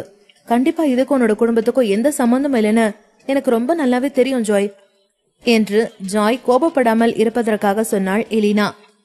இது எல்லாத்துக்கும் மேலேயும் எல்லாருக்குமே அந்த ஃபீனிக்ஸ் குடும்பத்தில் இருக்கக்கூடிய 10 எல்டர்ஸோட பதவிக்கு தான் ஆசைப்படுறாங்க. உன்னோட வேலை எவ்வளவு மோசமா இருக்குதோ அந்த அளவுக்கு அவங்களால உன்னோட ஒட்டுமொத்த பிராங்க்லின் குடும்பத்தையும் அந்த 10 எல்டர்ஸ்ல இருந்து கண்ணை முடி திறக்கிறதுக்கு முன்னாடி நீக்கிற முடியும். ஆனா அவங்களோட எல்லா அசிஸ்டன்ட்டையும் விடவும் உன்னோட வேலை ரொம்ப ரொம்ப நல்லதா இருந்துச்சு. அதுல எந்த ஒரு சந்தேகமும் கிடையாது ஜாய். உன்னோட முழு திறமையினால மட்டும்தான் உன்னோட குடும்பம் இப்ப அந்த 10 எல்டர்ஸ் லிஸ்ட்ல இருக்கு என்று சொன்னாள் எலினா. அது எல்லாமே சரிதான் என்று சொல்லபடியே தலையை ஆட்டினாள் ஜாய். ஆனா எல்லாத்துக்கும் மேல நான் என்னோட அப்பா அம்மாக்கு பொண்ணு. இந்த நேரத்துல என் அண்ணன் மோஹித் எந்த ஒரு முயற்சியும் எடுக்க நினைக்காத மாதிரி தான் தெரியுது. அதனால நான் தான் எல்லாத்தையும் கவனிக்கணும். இந்த பேஸ்வானி குடும்பம் ரொம்ப ரொம்ப கொடூரமான குடும்பம்னு எனக்கு நல்லாவே தெரியும். ஆனா எனக்கு இப்ப அவங்கள பத்தி பயமே இல்ல. அவங்க எவ்வளவுக்கு எவ்வளவு கொடூரமானவங்களா இருக்காங்களோ அவ்வளவுக்கு அவ்வளவு வேகமா நான் என்னோட அப்பா அம்மாவை அவங்க கிட்ட இருந்து காப்பாத்தணும். இதுக்கு மேல ஒரு நாள் என்னோட அப்பா அம்மா அந்த பெஸ்வானி குடும்பத்தோட கட்டுப்பாட்டுல இருந்தா கூட அவங்களோட உயிருக்கே ஆபத்து. அப்படி மட்டும் ஏதாவது ஆச்சுன்னா அதுக்காக ஒட்டுமொத்த பொறுப்புமே நான் தான் என்று சொல்லிக்கொண்டே வேக வேகமாய் தயாராகி கொண்டிருந்தாள் ஜாய். ஆனா எலினா இதை கேட்டு இன்னும் கவலையாக ஏதோ கேட்க நினைக்க அந்த நேரத்தில் ஜாய் அவளை பார்த்து, நீ என்னை பத்தி எதுக்கும் கவலைப்படாத எலினா. இன்னைக்கு ஈவினிங் சவுத் ஈஸ்ட் ஏசியால இருக்கிற பேஷ்வானி குடும்பம் ஒரு டிஜிட்டல் கரன்சி வெளியீட்டு விழாவை நடத்துறாங்கன்னு எனக்கு இன்ஃபர்மேஷன் வந்திருக்கு. இந்த ஃபங்க்ஷன் கண்டிப்பா அவங்களுக்கு ரொம்ப ரொம்ப முக்கியமா தான் இருக்கும். அவங்க எல்லா மீடியாஸையும் அந்த ஃபங்க்ஷனுக்கு கூப்பிட்டுருக்காங்க. இந்த வாய்ப்பை நான் ரொம்ப நல்லாவே பயன்படுத்திக்கணும். இதை விட்டா எனக்கு வேற வாய்ப்பே கிடைக்காது என்று சொன்னபடி தன்னுடைய வேலையிலேயே மும்முரமாக இருந்தாள். பின்பு ஃபீனிக்ஸ் குடும்பத்தில் இருக்கக்கூடிய பெரிய பெரிய ஆட்கள் கூட இன்னைக்கு அந்த ஃபங்க்ஷன்ல கலந்துக்க வருவாங்க. இந்த பிரச்சனைக்கு தீர்வு அவங்களால கிடைக்கும்னு நான் நினைக்கிறேன் என்று சொன்னாள் ஜாய். அவளது மனமும் முகமும் இப்பொழுது மிக மிக தெளிவாக இருந்தது என்பது அவளுடைய வார்த்தைகளிலேயே மிக தெளிவாக தெரிந்தது. அவள் சரவணனுக்கு அசிஸ்டண்டாக இருந்ததில் எந்த ஒரு ஆச்சரியமும் இல்லை. ஜாய் தன்னுடைய தலைமுடியை சரி செய்து கொண்டு அவளுடைய இடுப்பில் ஒரு சிறிய குத்துவாள் போன்ற கூர்மையான கத்தியை மறைத்து வைத்துக் கொண்டாள். இந்த பெஸ்வானி குடும்பத்தை சேர்ந்தவங்க ஈவு இறக்கம் இல்லாதவங்க. அந்த விதுரன் சரவணனுக்கு ஏற்கனவே இந்த ஃபங்க்ஷனுக்காக இன்விடேஷன் அனுப்பியிருக்காரு. அப்படின்னா சரவணனை ஏதோ ஒரு வலைக்குள்ள சிக்க வைக்கணும்னு தான் இந்த விதுரன் நினைக்கிறான். அதனால சரவணன் அங்க வந்து தேவையில்லாம எந்த ஒரு பிரச்சனையிலையும் மாட்டிக்க வேண்டாம். அது மட்டும் இல்லாம பிராங்க்லின் குடும்பத்தை பத்தி ஃபீனிக்ஸ் குடும்பம் இன்னும் கவலைப்படல. பிராங்க்லின் குடும்பத்தோட தலைவரான என்னோட அப்பாவை இந்த பெஸ்வானி குடும்பம் பிடிச்சு வச்சிருக்காங்க அப்படிங்கிற விஷயம் இன்னும் அந்த ஃபீனிக்ஸ் குடும்பத்தை சேர்ந்த முக்கியமான அதிகாரிகள் யாருக்குமே தெரியல அப்படின்னு தான் நான் நினைக்கிறேன். என்னை பொறுத்த வரைக்கும் அதுதான் உண்மையாகவே இருக்கணும். என்னோட அப்பா ஆபத்துல இருக்கிறாரு அப்படிங்கறத ஃபீனிக்ஸ் குடும்பத்துக்கும் இந்த ஒட்டுமொத்த உலகத்துக்கும் தெரியப்படுத்துறதுக்காக தான் நான் இன்னைக்கு அந்த பெஸ்வானி குடும்பத்தோட கரன்சி வெளியீட்டு விழாவுக்கு போறேன். என்ன நினைச்சாலும் பண்ணலான்னு நினைச்சுக்கிட்டு இருக்காங்க. அந்த பெஸ்வானி குடும்பத்துக்கு நான் யாருன்னு நிரூபிக்கணும் என்று சொல்லிக் கொண்டிருந்தாள் ஜாய். ஜாய் இப்பொழுது பேசிய வார்த்தைகள் அனைத்துமே ஜாயினுடைய தன்னம்பிக்கையால் வெளிவரும் வார்த்தைகள் என்று எலினா புரிந்து கொண்டாள். இப்பொழுது ஜாய் எதையும் சமாளிக்க தயாராக இருக்கிறாள் என்பதால் அதற்கு மேல் அவளை தடுப்பதற்கு எலினா விரும்பவில்லை. இருந்தாலும் அவளை மட்டும் அங்கே தனியாக அனுப்பவும் மனமில்லை. அதனால் ஜாயிடம், அப்ப நானும் கூட வரனே ஜாய் என்று எலினா கேட்க, அதற்கு ஜாயோ எலினாவை வேண்டாம் என்பது போல் பார்த்தபடி, என்னோட குடும்பம் கொஞ்சம் பிரபலமான குடும்பம் எலினா, அது உனக்கே தெரியும். அதனால மீடியாஸ் முன்னாடி நான் ரொம்பவே சேஃபா தான் இருப்பேன். அவ்வளவு மீடியா ஆட்களையும் தாண்டி அந்த விஸ்வானி குடும்பத்தை சேர்ந்தவங்களால என்னை எதுவுமே செய்ய முடியாது. நான் ஏற்கனவே டிக்கெட் போட்டுட்டேன். நான் தனியா தான் போறேன். நீ கூட வர முடியாது என்று சொன்னாள் ஜாய்ஸ். எலினா உடனே தலையை இல்லை என்பது போல் அசைத்து, இல்ல ஜாய், நானும் உன் கூடயே வரேன். உன் கூட நான் வரது இன்னுமே கொஞ்சம் சேஃபா இருக்கும் உனக்கு என்று சொன்னாள். அதை கேட்டு ஜாய்ஸ் கோபமாக, நீ ஏன் புரிஞ்சுக்க மாட்டேங்கிற? நீ கூட வரதா இருந்தா ஏதோ தப்பா இருக்கு அப்படின்னு சரவணனுக்கு டவுட் வந்துடும். அப்புறமா சரவணனும் கூட வரேன்னு சொல்லுவான். என்னோட ஒட்டுமொத்த பிளானும் அவனுக்கு தெரிஞ்சு போயிடும் என்று சொன்னாள் ஜாய். அதை எலினாவும் புரிந்து கொண்டாள். கடைசியாக எலினா ஜாயிடம், சரி சரி, நான் கூட ஏர்போர்ட்டுக்காச்சும் வரனே, உனக்காக நான் அங்கேயே வெயிட் பண்ணிட்டு இருக்கேன். ஏதாவது பிரச்சனைனா எனக்கு சீக்கிரமா கூப்பிடலாம் இல்லையா என்று பாவமாக கேட்டாள். ஜாய்க்கு எலினா சொல்வதை கேட்டு தலையசைப்பதை தவிர வேறு என்ன செய்வது என்று தெரியவில்லை. எலினாவின் அன்பு தொல்லை இப்பொழுது அதிகமாக இருந்தது. அவளுடைய பிளான் வேலை செய்யாமல் போனால் அந்த நேரத்தில் எலினாவை அழைத்து என்ன பயன் இருக்க முடியும் என்று ஜாய்ஸ் தன்னுடைய மனதிற்குள் நினைத்துக் கொண்டாள். இருந்தாலும் எலினாவை பற்றி ஜாய்க்கு நன்றாக தெரியும். அவ்வளவு எளிதில் தன்னை தனியாக போக விடமாட்டாள் என்பதை உணர்ந்த ஜாய் அதற்கு பின் எலினாவை எதிர்த்து எதுவும் பேசவில்லை. சில நிமிடங்களுக்கு பிறகு ஜாய் பேக்கப் செய்து முடித்திருந்தாள். நேராக ஏர்போர்ட்டுக்கு சென்று பிளைட் டிக்கெட்டை பார்த்து பிளைட் எப்பொழுது வரும் என்பதை சரியாக தெரிந்து கொண்ட பிறகு அவள் குடும்பத்திற்கு தகவல் தெரிவிக்க வேண்டும் என்று விரும்பினாள். ஆனால் அவள் அப்படி செய்யவில்லை. அவளுடைய பெற்றோர் அவளை வீட்டை விட்டு வெளியேற சொன்னதால் முழு பிராங்க்லின் குடும்பமும் இதற்கு மேல் பாதுகாப்பாக இல்லை. அதனால் யாருக்கும் தகவல் சொல்ல வேண்டாம் என்று நினைத்தாள் ஜாய். இருந்தாலும் தன்னுடைய அண்ணன் மோகித்திற்கு மட்டுமாவது ஒரு தகவலை சொல்லலாம் என்று நினைத்தாள் ஜாய். அதனால் அவள் விமானத்தில் இருந்து இறங்கியதும் மோகித்திற்கு, நம்மளோட அப்பா அம்மா இப்ப ரொம்ப பெரிய பிரச்சனையில மாட்டிக்கிட்டு இருக்காங்க என்று ஒரு மெசேஜ் மட்டும் அனுப்பினாள். ஆனால் நீண்ட நேரமாகியும் அவனிடமிருந்து எந்த ஒரு பதிலும் வரவில்லை. மாலை 7 மணி. ஆஸ்பன் சர்வதேச கட்டிடத்தில். அந்த கட்டிடத்தை சுற்றி ஏராளமான நியூஸ் ரிப்போர்ட்டர்களும் பெரிய பெரிய சொகுசு கார்களும் அழகான பெண்களும் பணக்காரர்களுமாகவே இருந்தார்கள். பார்த்தால் ஏதோ பணக்காரர்களுக்காகவே ஏற்பாடு செய்யப்பட்டிருந்த திருவிழா கடையைப் போல இருந்தது அந்த இடம். அந்த அளவிற்கு பணக்காரர்கள் இப்பொழுது அந்த இடத்தில் குவிந்திருந்தார்கள். கேட்டிங்களா, இன்னைக்கு புதிய கரன்சியை வெளியிட போறாங்க போல இருக்கு. இதை ரிலீஸ் பண்றதால என்ன யூஸ் இருக்க போகுது? இது சாதாரண ஒரு டிஜிட்டல் கரன்சி தானே. இவங்களோட குடும்பம் தான் ரிலீஸ் பண்றதுனால அவ்வளோ பெரிய அதிசயமா என்ன என்று அங்கிருந்த ஒரு சிலர் முணுமுணுத்துக் கொண்டிருந்தார்கள். அங்கு வந்திருப்பவர்களுக்கு அந்த டிஜிட்டல் கரன்சியை பற்றி முழுவதுமாக தெரியவில்லை. ஆனால் ஒரு அரை மணி நேரம் கழித்து அந்த டிஜிட்டல் கரன்சி வெளியீட்டு விழா கோலாகலமாக ஆரம்பமானது. ஆஸ்பன் இன்டர்நேஷனல் கட்டிடத்திற்கு வெளியே ஜாய் நின்று இதையெல்லாம் பார்த்து அவள் திகைத்து போனாள். பெஸ்வானி குடும்பம் உண்மையிலேயே அவள் நினைத்ததை விடவும் மிகப்பெரிய அளவிற்கான செல்வாக்கோடுதான் இருக்கிறது போல. இந்த டிஜிட்டல் கரன்சி வெளியீட்டு விழாக்காக இவ்வளவு பேர் வந்திருக்காங்க. இங்க இருக்கிற கூட்டத்தை எல்லாம் பார்க்கும்போது ஏதோ கிரிக்கெட் ஷோ பாக்குறதுக்கு வந்திருக்கிற கூட்டத்தை விடவும் அதிகமான ஆட்கள் இருப்பாங்க போலயே என்று அவர்களை பார்த்த ஒரு நிமிடம் ஆச்சரியமானாள் ஜாய். அந்த நேரத்தில் மேடையில் ஒரு பெண், good evening ladies and gentlemen, இன்று எங்கள் பெஸ்வானி குடும்பத்தின் டிஜிட்டல் கரன்சி வெளியீட்டு விழாவிற்கு உங்கள் அனைவரையும் வரவேற்கிறோம். இப்போது திரு விதுரன் பெஸ்வானிக்கு ஒரு பெரிய கைத்தட்டல் கொடுப்போம் என்று திரு விதுரன் புதிய நாணயத்தை பற்றி நம் முன் பேசுவார். மேலும் திரு விதுரன் பெஸ்வானி இந்த நாணயத்தை பற்றி பேசும் பொழுது, ஆர்வமுள்ள எவரும் இந்த புதிய பெஸ்வானி குடும்ப நாணயத்தை வாங்கலாம். மேலும் இன்று வாங்கும் அனைவருக்கும் கூடுதலாக 20% நாணயத்தை வழங்குவோம் என்று மேடையில் இருந்தபடி வரவேற்புரை பேசிக் கொண்டிருந்த அந்த பெண் பேசும் பொழுதே மேடைக்கு கீழே இருந்தவர்கள் அனைவருமே கண்களை விரித்தபடி ஒருவரை ஒருவர் பார்த்து கொண்டிருந்தார்கள். இந்த காசை நாம இப்ப விலை கொடுத்து வாங்கணுமா? ஏதோ ரிலீஸ்னு மட்டும் தானே சொன்னாங்க. அதுக்குதான் சும்மா பார்த்துட்டு போலான்னு வந்தோம். இப்ப எதுக்காக இவங்க கிட்டே இருந்து நாம இந்த டிஜிட்டல் கரன்சியை பணம் கொடுத்து வாங்கணும்? இது தேவையில்லாத விஷயம் என்று ஒருவருக்கொருவர் முனங்கிக் கொண்டிருந்தார்கள். இதுவும் ஒரு வகையில் பார்ப்பதற்கு லேசான ஒரு மோசடியை போலத்தான் இருந்தது. இந்த விதுரன் பெஸ்வானி எந்த ஒரு சாதனையையும் செய்யவில்லை. ஆனால் அங்கு இருக்கக்கூடிய நபர்கள் அனைவரும் அவரின் இந்த டிஜிட்டல் கரன்சியில் இன்வெஸ்ட் செய்ய வேண்டும் என்று மட்டும் விரும்பினார். இங்கிருக்கும் நபர்கள் அனைவருமே இப்பொழுது இந்த இடத்திற்கு வருவதற்கு முன்பாக தங்களுடைய ஐடிக்களை வைத்து செக் இன் செய்திருந்தார்கள். அதனால் இந்த இடத்தில் இப்பொழுது யார் யார் இருக்கிறார்கள் என்பது அனைத்துமே அந்த விதுரனுக்கு மிக தெளிவாகவே தெரியும்.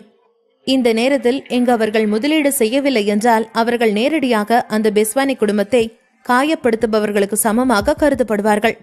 அது மட்டுமல்லாமல் இன்றைக்கு அதிக அளவிற்கு இன்வெஸ்ட் செய்யும் நபர்கள் ஹீரோவாக கருதப்படுவார்கள். அதற்காகவே இங்கு கலந்திருக்கக்கூடியவர்கள் யாராக இருந்தாலும் சிறிதளவு தொகையாவது அந்த டிஜிட்டல் கரன்சியில் இன்வெஸ்ட் செய்ய நினைப்பார்கள். அந்த பெண் பேசி முடித்தவுடன் விதுரன் பின்னால் வந்தார். அப்பொழுது அவரை பார்த்த பார்வையாளர்களிடமிருந்து கரகோசு முழங்கியது. கைத்தட்டல் மிக மிக உற்சாகமாகவும் மிகவும் சத்தமாகவும் இருந்தது. Welcome friends. பெஸ்வானி குடும்ப வியாபாரத்துல நிபந்தனைகள் எதுவும் இல்லாம முதலீடு செய்வோம். இத்தனை ஆண்டுகள்ல எங்களை இவ்வளவு பணம் சம்பாதிக்க வச்ச பெஸ்வானி குடும்பத்துக்கு நன்றி. மேடையின் கீழ் இருந்தவர்கள் ஒவ்வொருவராக எதிரொலித்தனர். விதுரனை பொறுத்தவரை அங்கிருக்கும் மக்களின் பாராட்டுகளோடும் ஆரவாரத்தோடும் பெருமையுடன் மேடையில் நின்றார். ஆனால் இந்த நேரத்தில் திடீரென்று ஒரு குரல் வெளியிலிருந்து கேட்டது. என்ன அவசரம், கொஞ்சம் வெயிட் பண்ணுங்க மிஸ்டர் விதுரன் என்று சொன்னபடி அந்த கூட்டத்திற்கு நடுவில் இருந்து ஜாய் வந்தாள். அனைவரும் திரும்பி பார்த்தார்கள். வந்திருக்கும் ஜாயை பார்த்ததும் அவர்கள் இன்னும் மேலும் மேலும் அதிர்ச்சி அடைந்தார்கள். இந்த பொண்ணு இப்போ இங்க எதுக்காக வந்திருக்கா? பிரச்சனை பண்றதுக்கு இவளுக்கு எவ்வளவு தைரியம் வந்தது என்று அங்கிருந்த அனைவரும் மாறி மாறி பேசிக் கொண்டிருந்தார்கள். அந்த நேரத்தில் அவளை பார்த்த விதுரன் ஜாய் என்று ஆச்சரியமாக ஒரு பார்வையிலேயே அவளை பார்த்த உடனேயே கண்டுபிடித்து விட்டார். அவர் தன்னுடைய அதிர்ச்சியை மறைத்தபடி சிரித்துக் கொண்டே, நாங்க யாருமே உங்களுக்கு இன்விடேஷனே தரலையே மிஸ் ஜாய் பிராங்க்லின். அழையா விருந்தாளியா வந்திருக்கீங்களா என்று சிரித்துக் கொண்டே கேட்டார் விதுரன். மிஸ்டர் விதுரன், உங்ககிட்ட பேசி டைமை வேஸ்ட் பண்றதுக்கு எனக்கு இப்ப இன்ட்ரெஸ்ட் இல்ல. நான் ஸ்ட்ரைட்டா விஷயத்துக்கு வந்துடுறேன். என்னோட அப்பா அம்மா எங்க, அவங்களை எங்க புடிச்சு வச்சிருக்கீங்க என்று ஜாய்ஸ் அத்தனை நபர்களுக்கு முன்னால் நேரடியாகவே கேட்டுவிட்டாள். இதை கேட்டு அங்கிருந்த அனைவரும் அதிர்ச்சியாகி, இந்த பொண்ணு இப்ப என்ன கேட்டா என்று எதுவும் புரியாமல் ஆச்சரியமாக ஒருவருக்கொருவர் பேசிக் கொண்டிருந்தார்கள். அதை கேட்ட விதுரன் இப்பொழுது சத்தமாக சிரித்துக் கொண்டே, உன்னோட குடும்பத்தை சேர்ந்தவங்க எல்லாருமே முட்டாளுங்க, அவங்களால இந்த அளவுக்கு யோசிக்க முடியாதுன்னு அப்படின்னு நினைச்சேன். ஆனா உனக்கு எவ்வளவு தைரியம், இவ்வளவு கூட்டத்துக்கு முன்னாடி வந்து நின்று என்கிட்ட இந்த கேள்வியை கேட்குறியே. உன்னோட அப்பா அம்மாவை நான் எதுக்காக பிடிச்சு வச்சுக்கணும்? எனக்கு என்ன பைத்தியமா என்று சிரித்துக் கொண்டே கேட்டார். இப்படித்தான் நான் சொல்வேன்னு நினைச்சு இந்த இடத்துக்கு வந்திருக்கேன் என்று ஜாயை பார்த்து கேட்டார். பின்பு அனைவரையும் ஒருமுறை பார்த்துவிட்டு, ஆமா, உன்னோட அப்பா அம்மாவை நான் தான் பிடிச்சி வச்சிருக்கேன். இப்ப அதுக்கு என்ன, அதை இங்க வந்து எல்லாரும் முன்னாடியும் சொல்லி என்ன அசிங்கப்படுத்தலாம் நினைக்கிறியா? நானே சொல்றேன் என்று சிரித்துக் கொண்டே சொன்னார் விதுரன். இந்த இடத்தில் இப்பொழுது அதிக அளவிற்கான மீடியாவை சேர்ந்த நபர்கள், பிசினஸ் மேன்கள் என இருக்கிறார்கள். ஆனால் அவர்களுக்கு முன்பாக இப்பொழுது தைரியமாக விதுரன் கேமராவை பார்த்தபடி, நான் தான் பிராங்க்லின் குடும்பத்தோட தலைவரை பிடிச்சு வச்சிருக்கேன், அதுல என்ன தப்பு இருக்கு என்று நேரடியாகவே ஒப்புக்கொண்டார்.